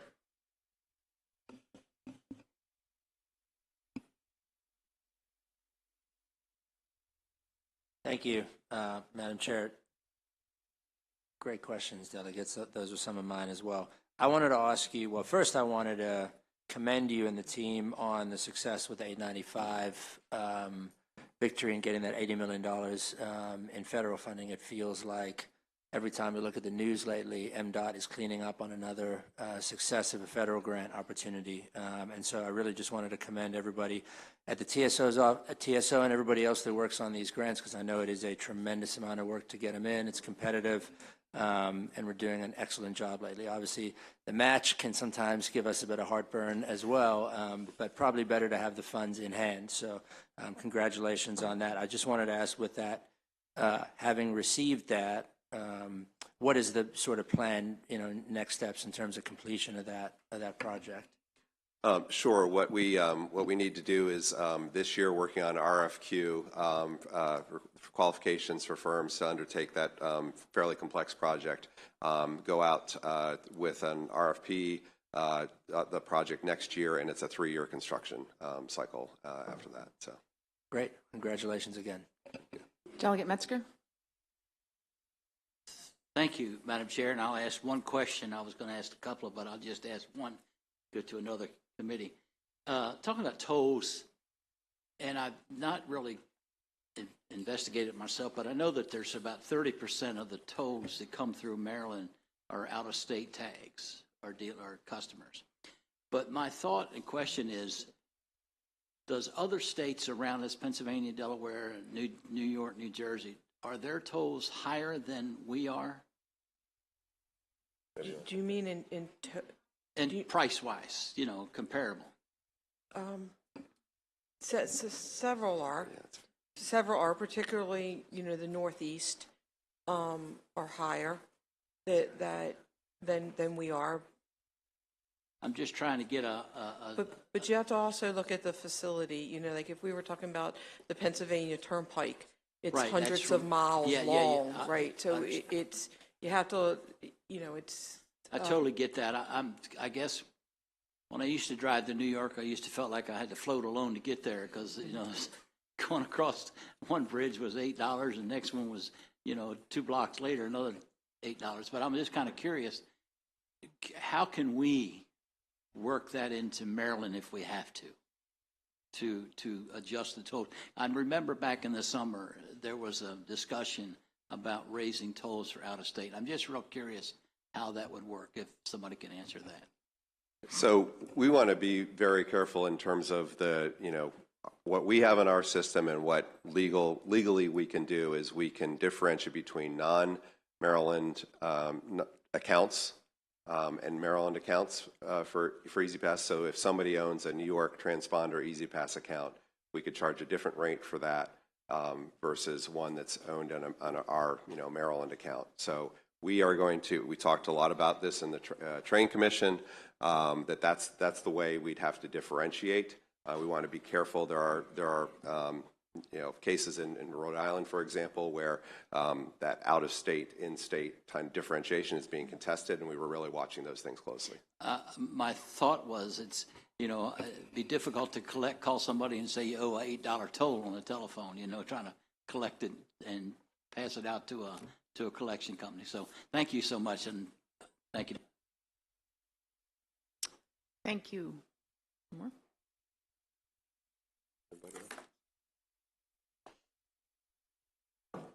Delegate Solomon, did you have any last questions? No. Okay, let me just review this very quickly. I think we have asked you all of our questions. If you could get back to us with the answers that you don't know, that would be great. We wish you the best of luck, and thank you all your hardworking staff for everything they're doing in the toll authority. We appreciate that. Thank you so much. Okay, and next we have the Port of Baltimore. It's the other new guy.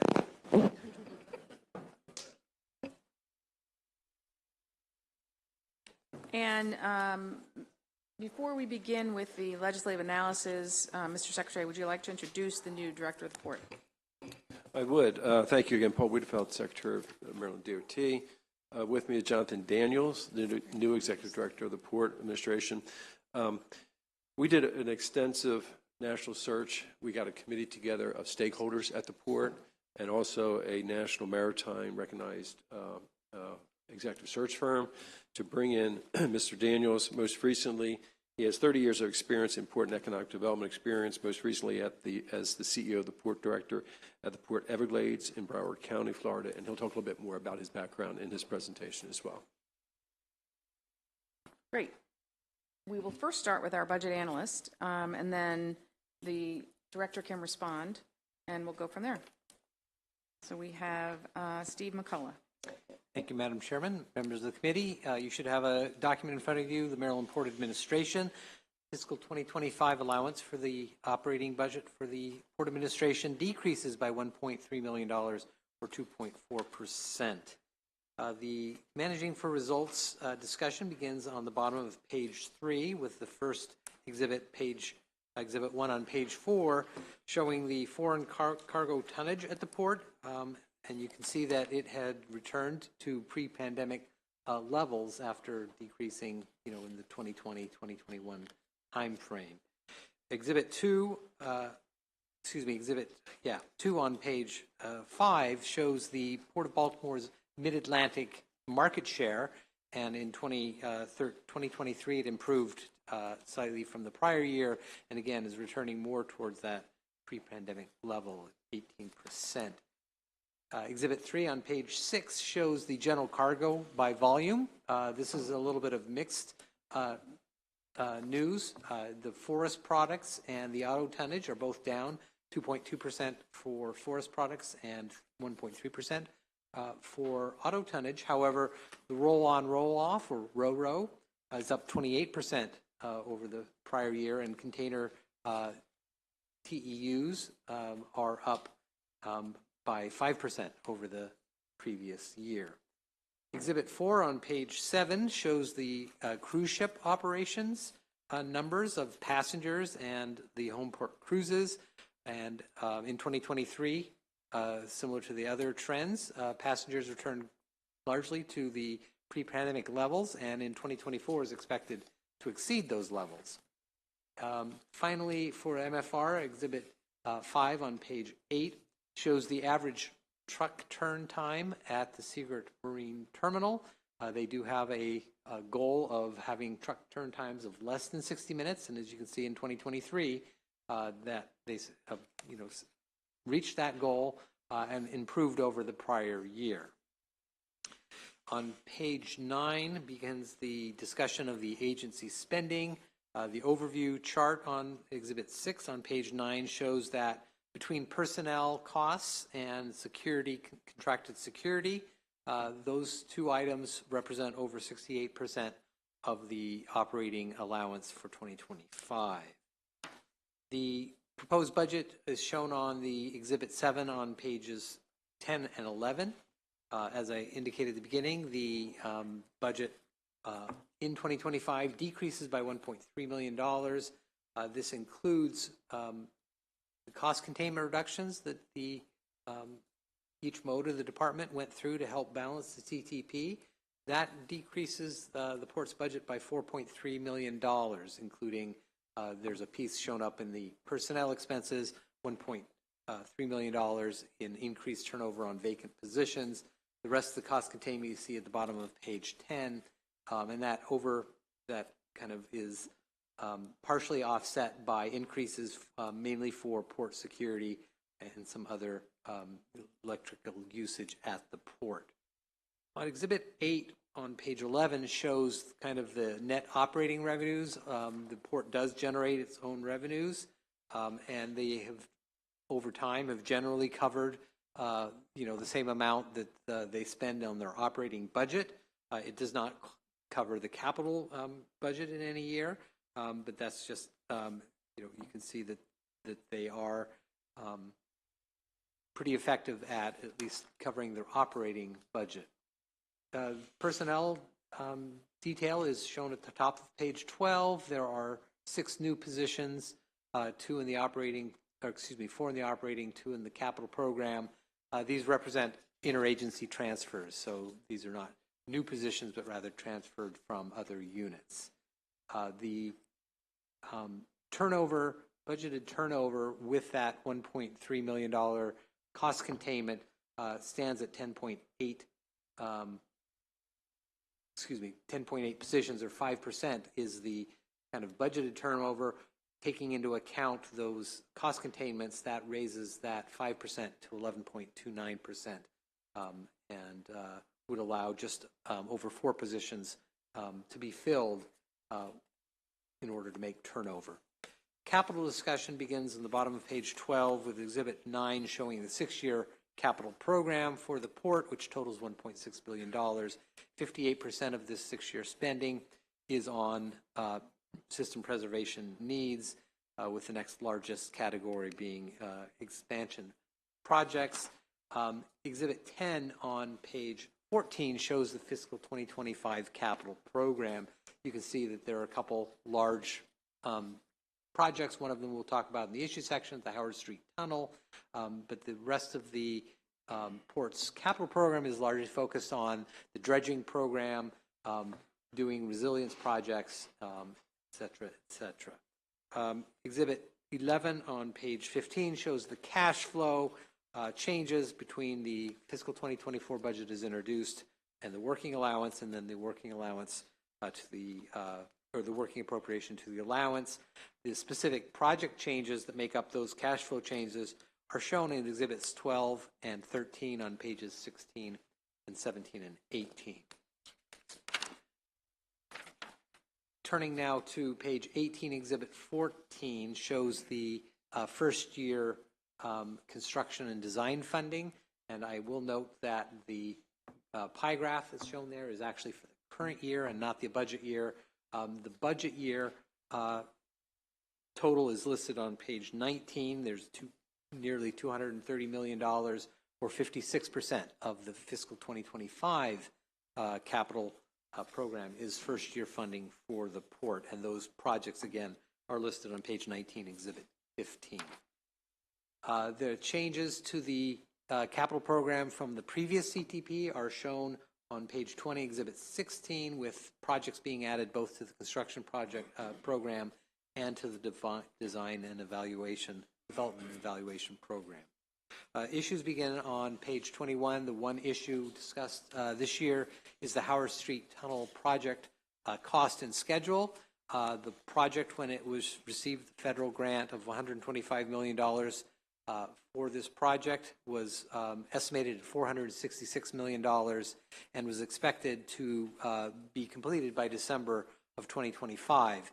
In the most recent CTP, that came out in January of this year, the project cost has increased by nearly $100 million, and the project completion has been pushed back to the spring of 2027. There are 3 main factors contributing to the project cost: the post-pandemic inflationary spike for both materials and labor, greater than anticipated number of government and other approvals, for example, utility providers, and then the need to have a more restrictive construction window in order to minimize the disruption on rail traffic through that corridor. This $100 million increase in cost, the Department of Transportation has agreed to cover $45 million or 45%, with CSX picking up the remaining 55% of that. I will note that for fiscal 2025, $20.1 million of the project cost is in general obligation bonds in the GO program. There's an additional that's $20 million. There's an additional $31.5 million in GO funding planned for fiscal 2026. This is unchanged in terms of the planned GO for this project. We asked MDOT to comment on whether it intends to seek additional non-TTF support for this project, given that there are, these GO bond funds that have been supporting it outside the trust fund.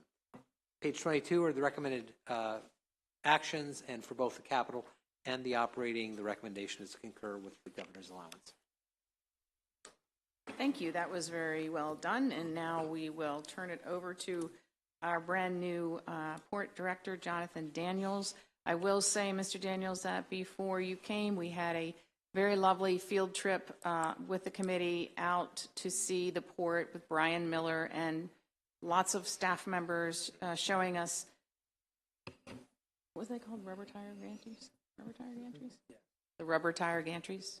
Did I say that right? Yes, the yes. RTGs. Yes, yes, and many other things. Fascinating. We learned a lot, and it really helps us as we were reading through the analysis. So please go ahead, introduce yourself, tell us about yourself, and then provide a kind of response you want before questions. Great. Thank you so much. Chair Watson and members of the subcommittee, and it is indeed my pleasure and honor to stand before you today. Bruce has been here for 3 weeks. I've been here for 2.5 weeks. So we both are very new in this. On top of that, thank you so much to Secretary Wiedefeld for his faith in allowing me the opportunity to be the 12th Executive Director of the Maryland Port Administration. For me, it was going to take a lot to leave Port Everglades. Very comfortable, a wonderful, wonderful operation in South Florida. The Port of Baltimore and the Maryland Port Administration provided me that unique opportunity, both on a personal level and on a professional level. On the personal level, it's an opportunity for me to be able to get closer to home with family that lives in the state of Maryland, and parents for my wife and I that live in upstate New York. Aging a little bit, our ability to get home when necessary was one of the driving factors on the personal side. On the professional side, there really is no better port, and I can say this, in the United States and even further than that, than the Port of Baltimore. Of the historical aspect of the port, where it has been, where it is going into the future, the incredible support that we have from the maritime community, from the ILA, really sets this port above and beyond any ports that are in the United States. I truly am the envy of a lot of my colleagues in the port industry to be able to be here. I'd also like to be able to thank Steve McCulloch, the DLS analysis. For me, being so new here, to be able to get that was absolutely fantastic. It gave me the opportunity to get some true insight into our budget, into the budget process. And again, thank you for evaluating our budget the way that you did. It was fair, it was clear, and it was concise. I am pleased to be here as well to talk a little bit about the state of the port, where we are right now, and ultimately be able to set plans forward for the future. Ultimately, our job is to be able to create jobs, build sustainable and resilient infrastructure, all while ensuring that the port remains a steadfast steward of the environment and a leader in innovative green initiatives. Baltimore remains number one in automobiles and light trucks, number one in roll-on, roll-off, heavy equipment and machinery. And recently, with the numbers that just came out, we just cracked the top 10, both in overall international cargo value and overall international cargo tonnage. So again, we continue to ascend even higher in the ranks, and we think that that's going to certainly be able to continue into the future.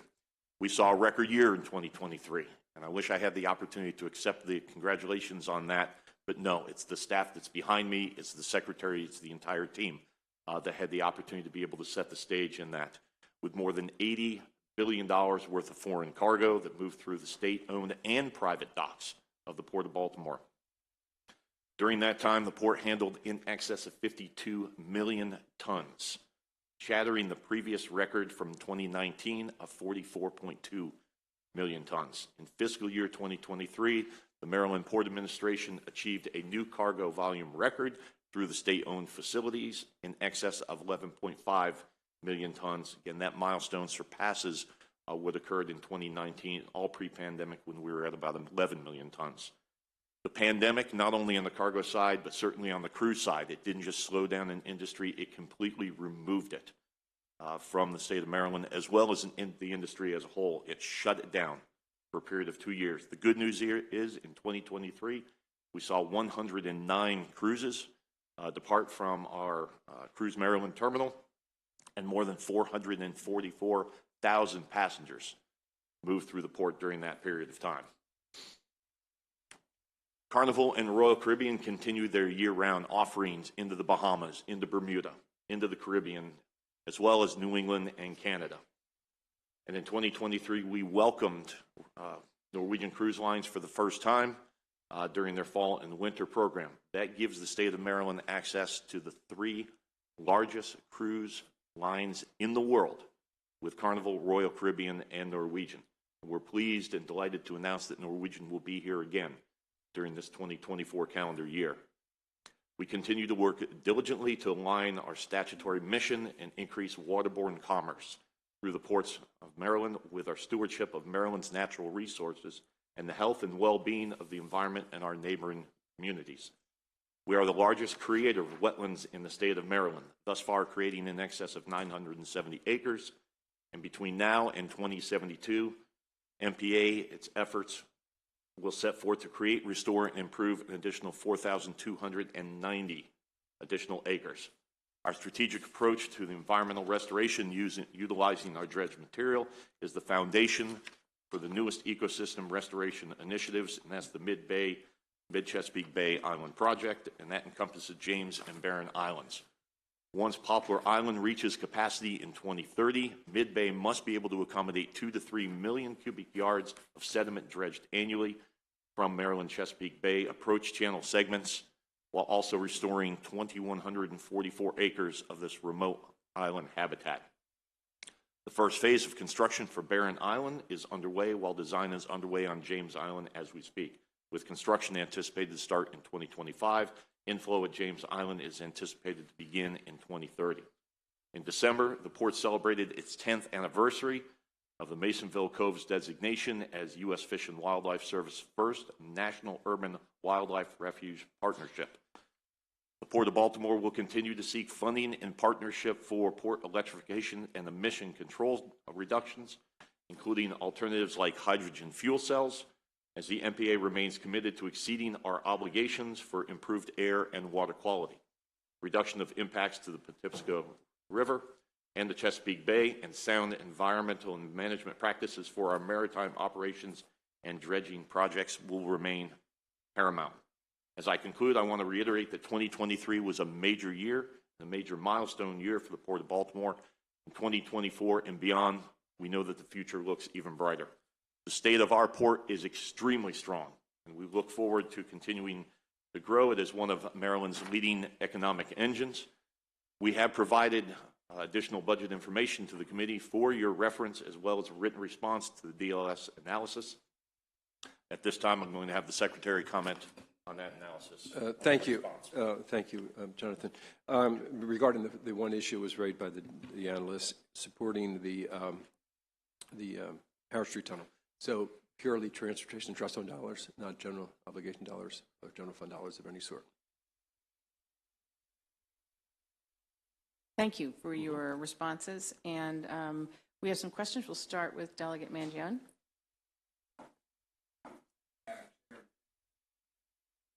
Congratulations on your new appointment, and I just want to echo, of course, what Madam Chair said earlier. Having been on a tour at the port before, to have the success that you have last year obviously takes a very talented team of hardworking professionals. I mean, there's so many moving parts at a place like that. It really is incredible to see. So congratulations. 2 questions. I would say, number one, for the Howard Street Tunnel project, it costs $565 million. What do you foresee as Maryland's economic impact or benefit from that? And the second question I'll ask you, your second highest operating expense is security. So where are we security-wise? What fears, or hopefully there's no fear, but if there was one, what are your fears there? And then is that adequate funding? if you had the opportunity to receive more funds, hypothetically, could you use more for security? So if you want to touch on that. Sure. I'll just very quickly on the Howard Street Tunnel. You know, one of the Achilles heels, obviously, with the Port of Baltimore is the ability to double stack, you know, particularly to the Midwest. And so that's what that opens up. And that not only opens up what you see today at the Port of Baltimore, but also Trade Point Atlantic as they start to develop, as you know, the major development on that side. In terms of security, I think it was I forget what number of year it was in a row, 15 years in a row that we did an excellent rating. And that's because we are very conscious of the potential target that a port can be. So we do put a lot of energy and unfortunately resources to support that to make sure that nothing does occur that given our proximity to the nation's capital. In terms of the Howard Street Tunnel, I mean, is there any studies or surveys that have been done to come up with a dollar figure? Or is it just limitless, hopefully, for the economic benefit? There has been some studies, and we can get you the specific information on that. But I think it really does, and I'll let Jonathan answer further with the port business. But it really puts us on the map, to be frank. That opens up a lot more doors that maybe have not been open for us in the past. That sounds great. Yep. Good luck. Thank you. Great, thank you. It's a game changer. The Howard Street Tunnel allowing us the opportunity to be able to double stack. If you take a look at just the cargo throughput, estimates are an additional 160,000 TEUs being able to move through the port on an annual basis. It has been stated by developers at Trade Point is that ultimately they wouldn't be able to develop this type of container operation without the Howard Street Tunnel. But I think you certainly take a look at what Ports America Chesapeake is doing. The amalgamation of funding, both on the federal side as well as on the private side, to be able to improve access and the viability of the ICTF. That will come online right before the Howard Street Tunnel comes online. Take that into consideration with now the speed at which we can move cargo out of here, the length of train, double stack capabilities. And again, this is truly an opportunity for us to be able to see significant amounts of increase. The ability to keep that cargo on board, to be able to bypass some of the other ports and get to the furthest East Coast port inland, i.e. the Port of Baltimore, it allows us the opportunity to show a level of commitment and of efficiency that other ports just ultimately don't have. You're taking a look at, this was just passed to me, approximately 7,290 jobs in Maryland could be generated in the long term by new waterborne container activity associated with the Howard Street Tunnel. That's 2,900 direct jobs, 3,400 induced jobs, 900 indirect jobs.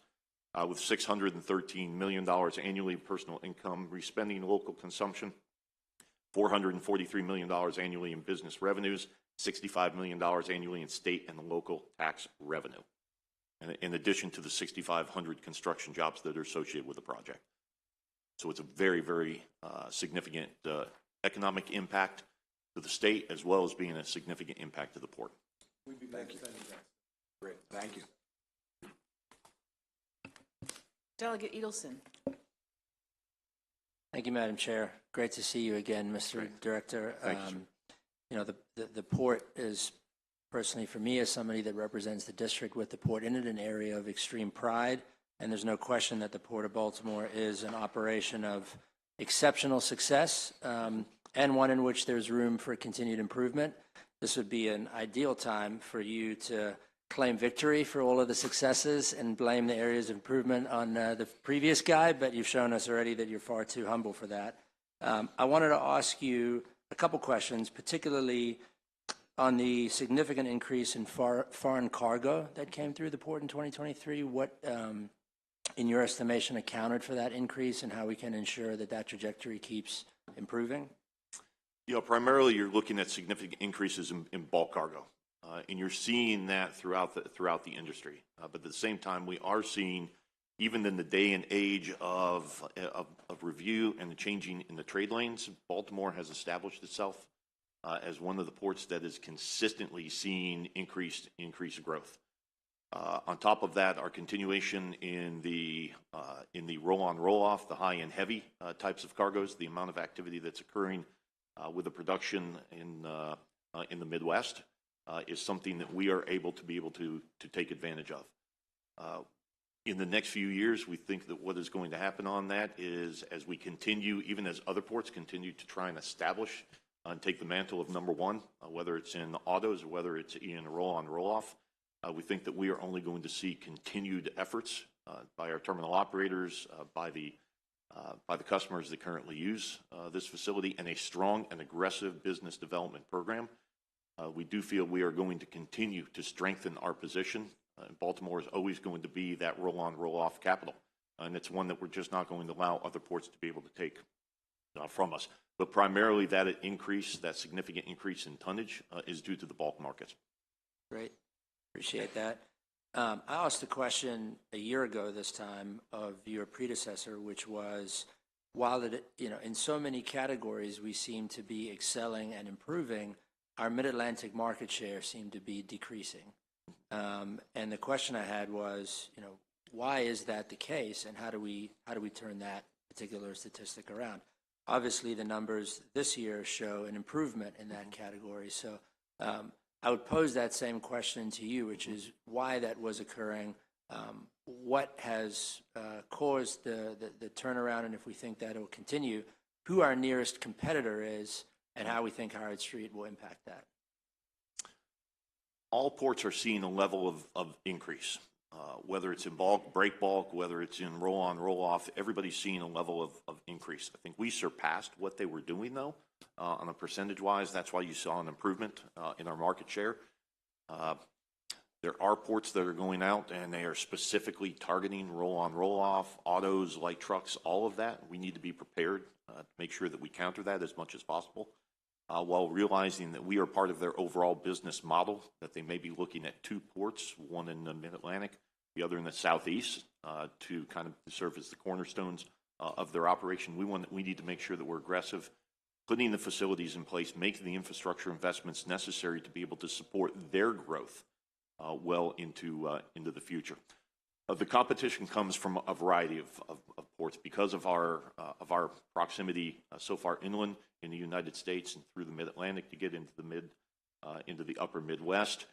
You're looking at certainly New York as one of the largest drivers of competitive efforts against us.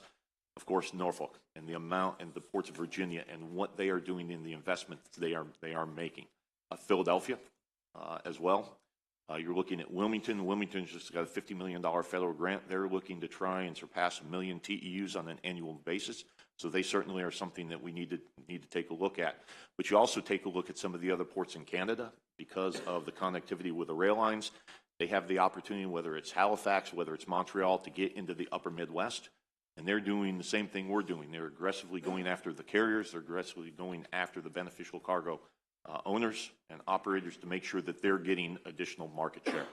We work hand in hand. I had the opportunity to meet with the Secretary of Commerce yesterday to talk about ways in which we can work together to ensure that foreign direct investment allows us the opportunity to bring in raw materials, semi-value added materials, produce finished products in the state, and then allow that the opportunity to be shipped out to the global market. So we have some unique opportunities that allow us the opportunity to be able to continue to see the increases. And it's about the public-private partnerships that we have with groups like Ports America, Chesapeake, like TradePoint Atlantic, making sure that the service providers and the maritime community continue to push and allow us the opportunity to be more efficient, more effective, and more cost-effective. Got it. Appreciate that. Final question, Madam Chair, which is specifically on the Howard Street Tunnel project. We're all anxious to get this project online as soon as possible and completed. There's no question it's going to be a game changer for the region and for the state.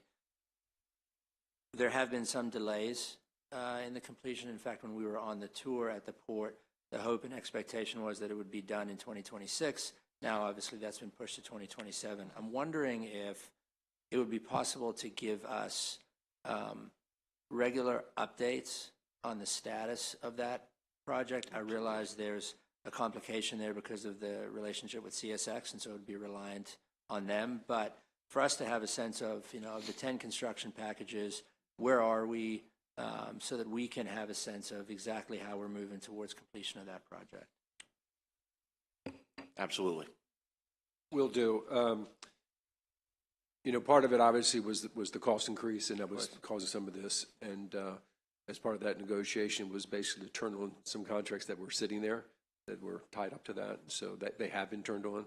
So again, it's moving that direction, but I think just giving you a regular update would be very helpful for everyone to keep an eye on the ball. Great. Thank you so much. Thank you again. Thank you. Delegate Solomon? Chair. It's good to see you. Welcome to Maryland. I'm sorry that at least this time of the year, the weather here probably isn't as good as Florida, but come June and July, you'll probably be happier to be here, and September and maybe October. And to your whole team, who I know is sitting in the back there, I'm going to echo the comments of my colleagues. We had a really great time at the port earlier this year. It was really, really interesting. Made my son very jealous, who always looks at the cranes when we drive up to Baltimore.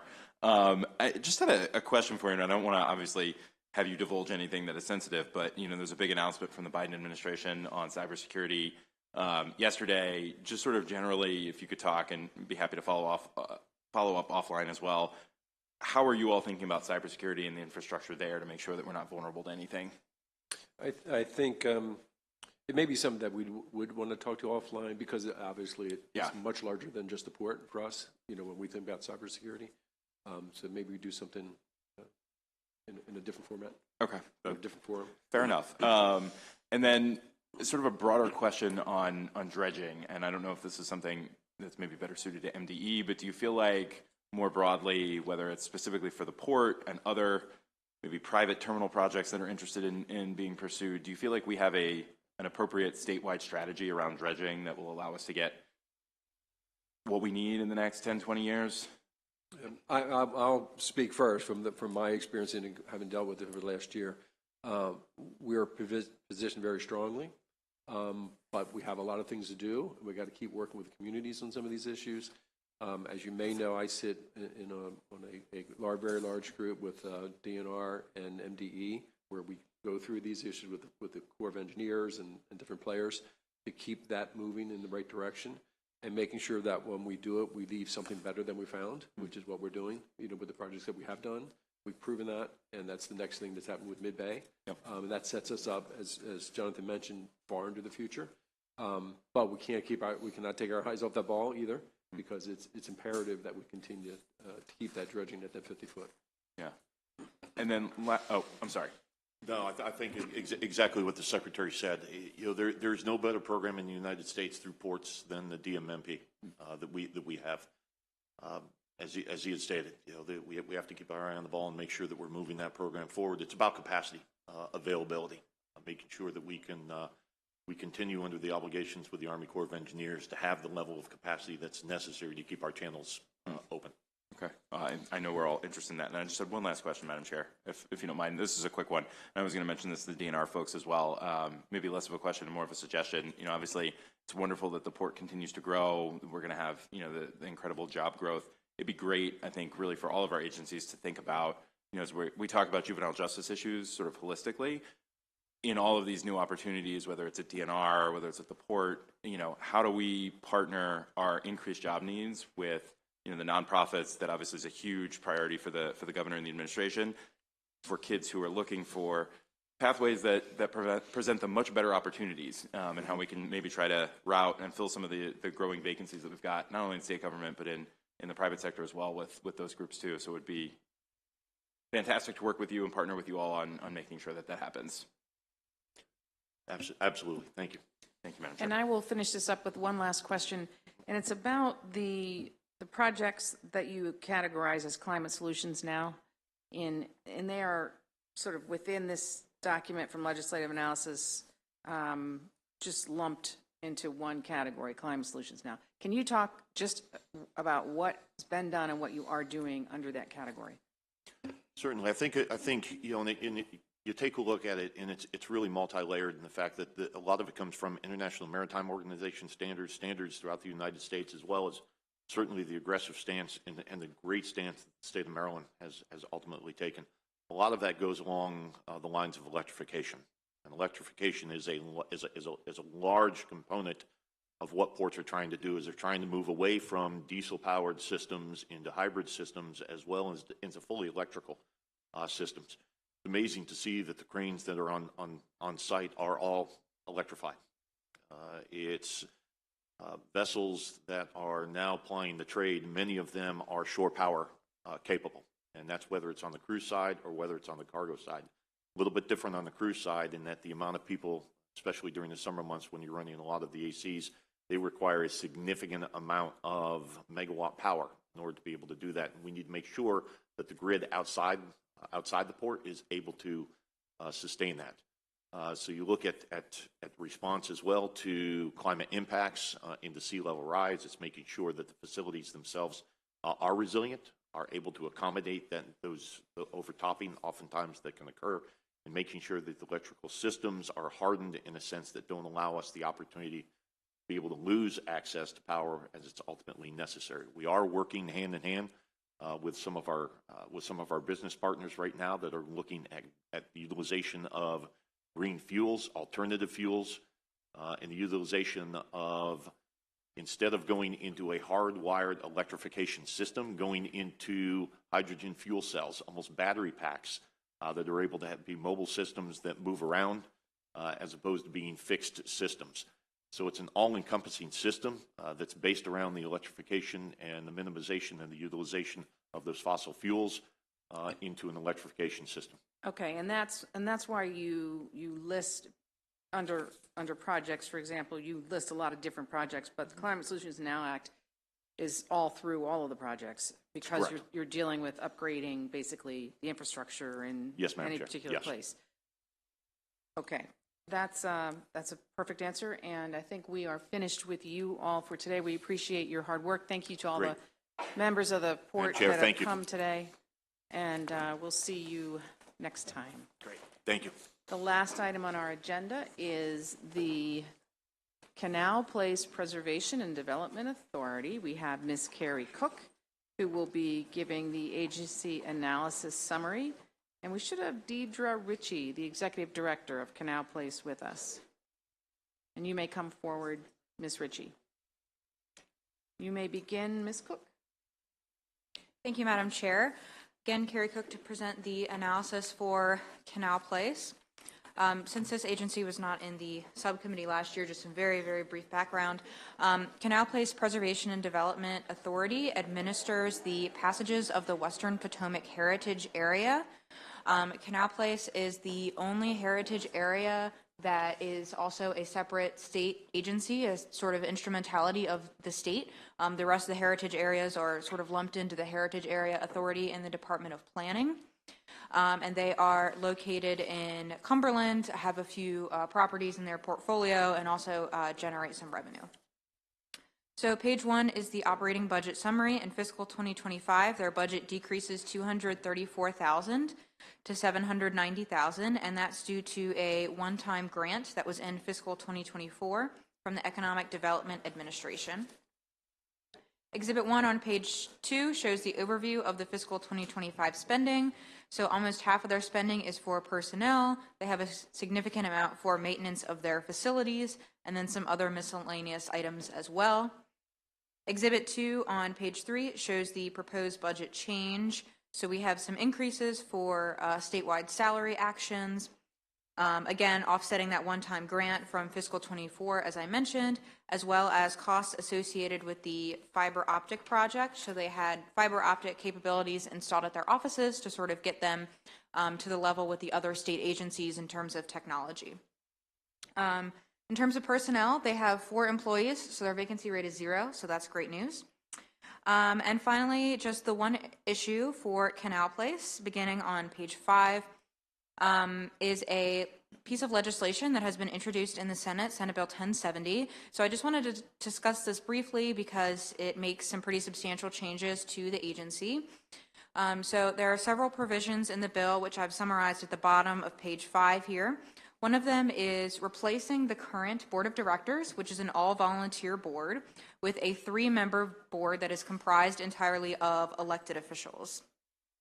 Another provision requires the board to enter into agreements to delegate management of various properties that are currently under Canal Place's purview to other entities. So those are bulleted on page 6. There's potentially transferring properties to other entities such as the City of Cumberland, DGS, and the county commissioners.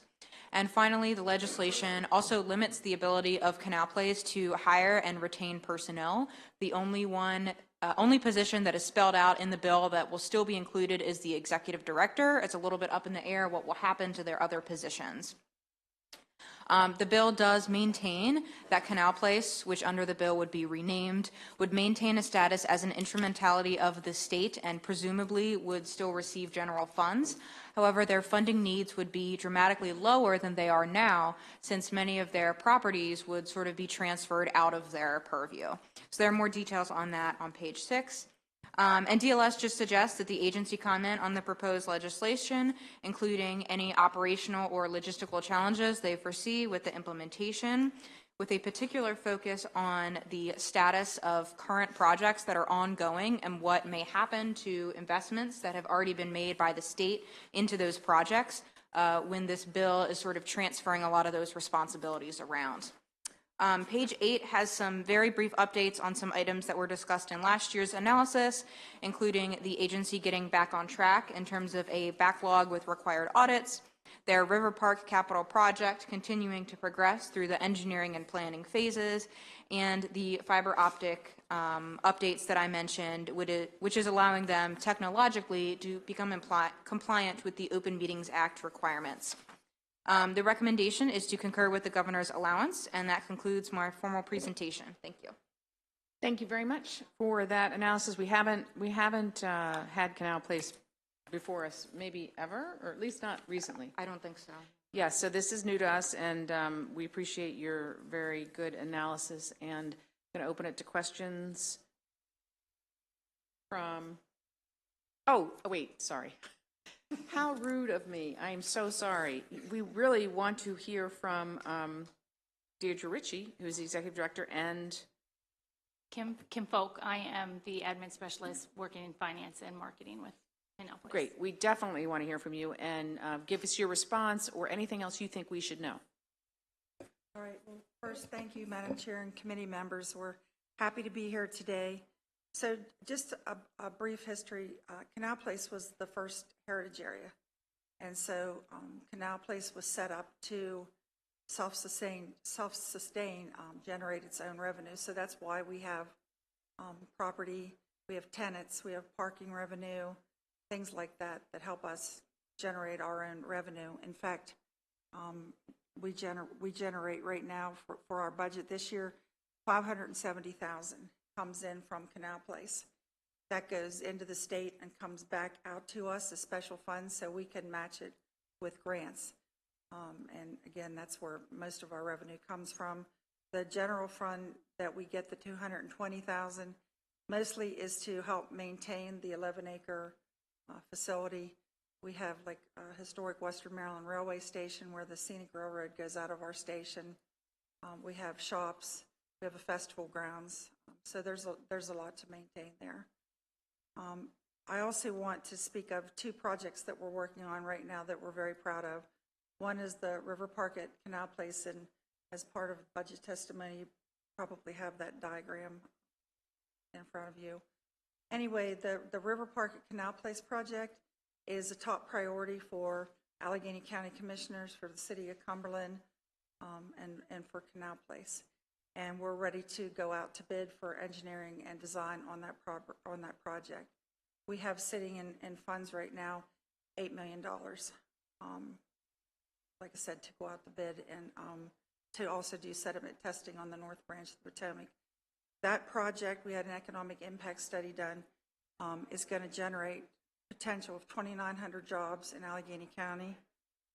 It's going to add another 1 million visitors to Allegheny County.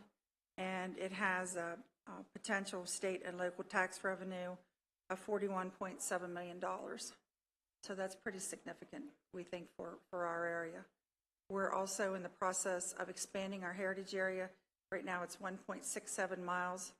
We were the first heritage area, but we're the smallest heritage area. And now we're going to expand that all into Allegheny County, which will afford funding opportunities for a lot of nonprofits and local governments. So it'll be a big impact for all of them, and that's taking place right now. That funding's in place, and we hope to have that done by the end of the year. So there's a lot going on just besides us managing property. I was asked to speak on the impact of Senate Bill 1070 to Canal Place, and it would be devastating. Again, the way that it's proposed in the legislation to fragment Canal Place, if you take away just like one thing, if you take away the shops at Canal Place, that's revenue to us. If you take away the Western Maryland Railway Station, that tenant rents, that's revenue to us. If you dismantle the heritage area, that takes away the heritage area expansion, and then we have to go through a whole new process of where will that heritage area go? Like, we'll go to the county, we'll become a nonprofit, just things like that. And all this is supposed to take place October 1st of 2024. That's a pretty aggressive deadline. As far as commenting on 1070, we found out about the proposed legislation, I guess it was December 19th, at a public meeting with our local elected officials. Questions were asked about what the legislation was going to look like to defragment Canal Place. There was really no response other than the legislation was being drafted and they would get back to us. Well, they didn't get back to us until February 6th.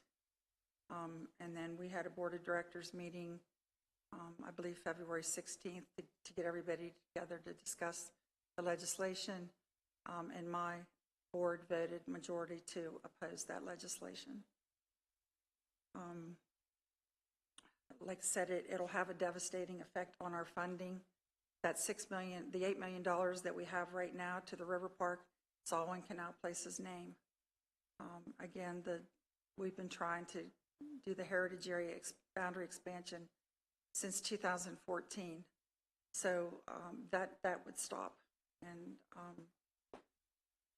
there's just a lot of uncertainty with the legislation. So that's why we voted to oppose. And lastly, I just wanted to thank Carrie again, and she's been terrific as far as being our budget analyst. I can't say enough about her, so thanks, Carrie. Thank you. Thank you for that response. And is your board the same as authority members that's listed on this stationery? Yes. Okay.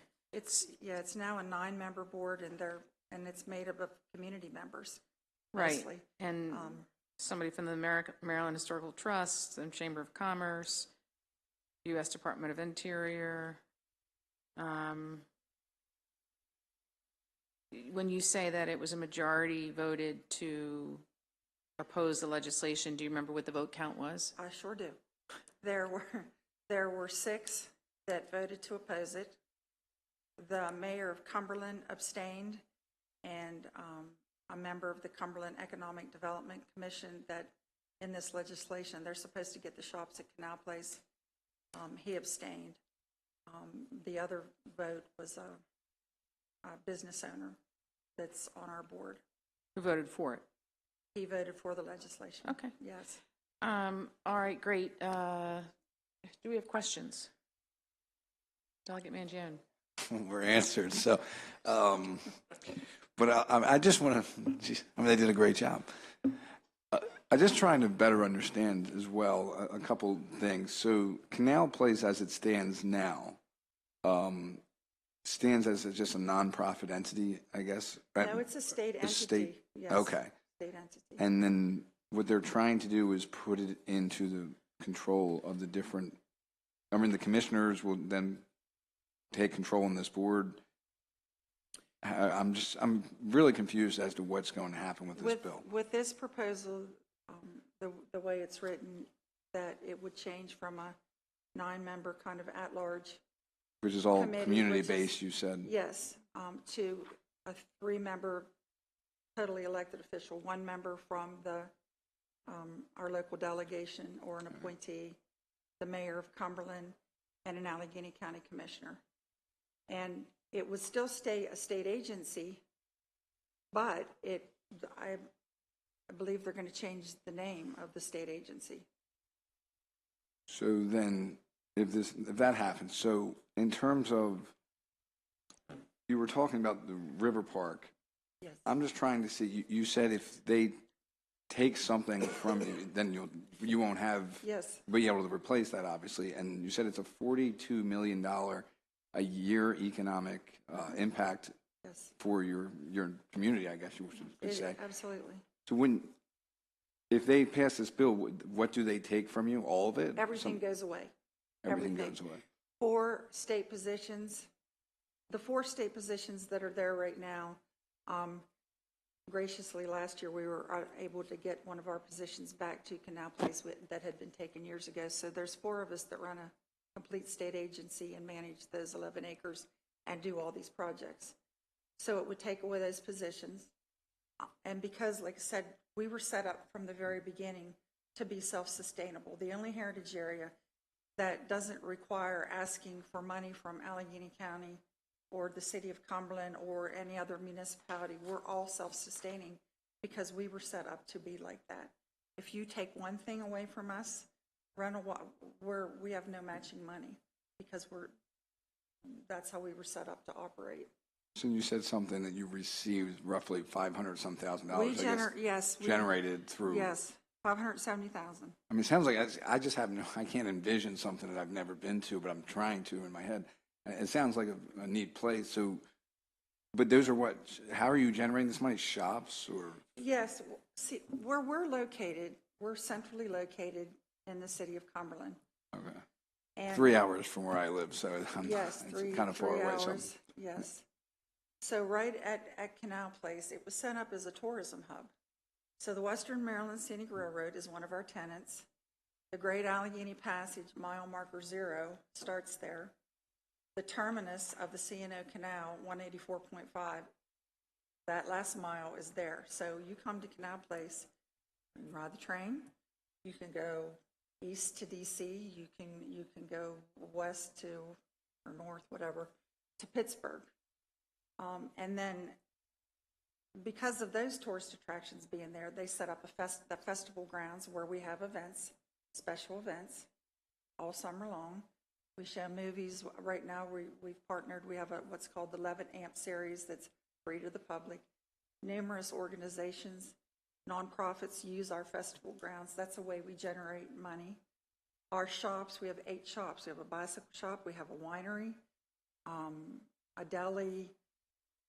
I mean, all those shops generate revenue to us. And then the Western Maryland Railway Station, which is a 22,000 square foot historic station, that's full of tenants.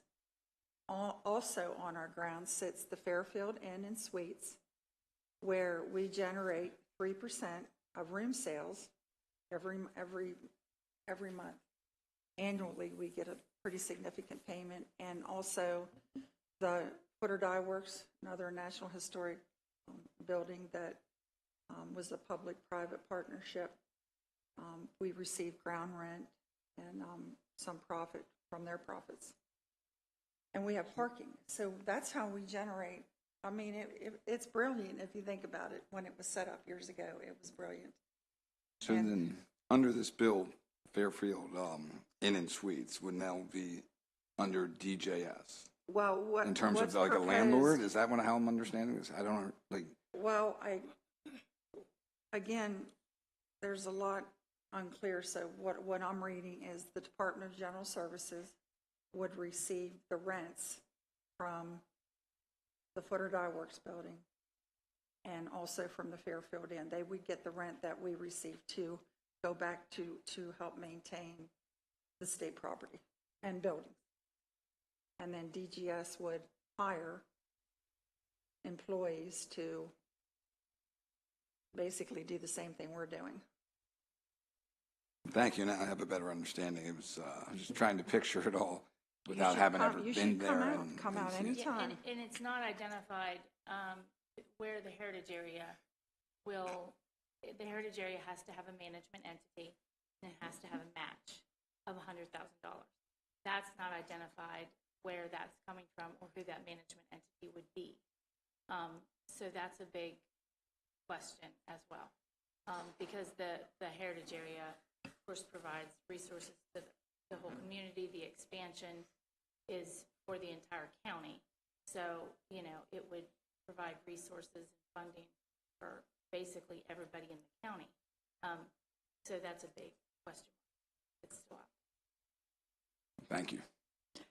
I'll just follow up briefly on Delegate Mangio's questions. The Heritage area, it was the first one, and it's been there since when? Or it was formed when? Well, the statute to form the heritage area was 1993. Okay, and am I wrong, or isn't it Cumberland that is also going through sort of a revitalization of the downtown and a lot of funds going to provide public art and streetscape and that sort of thing?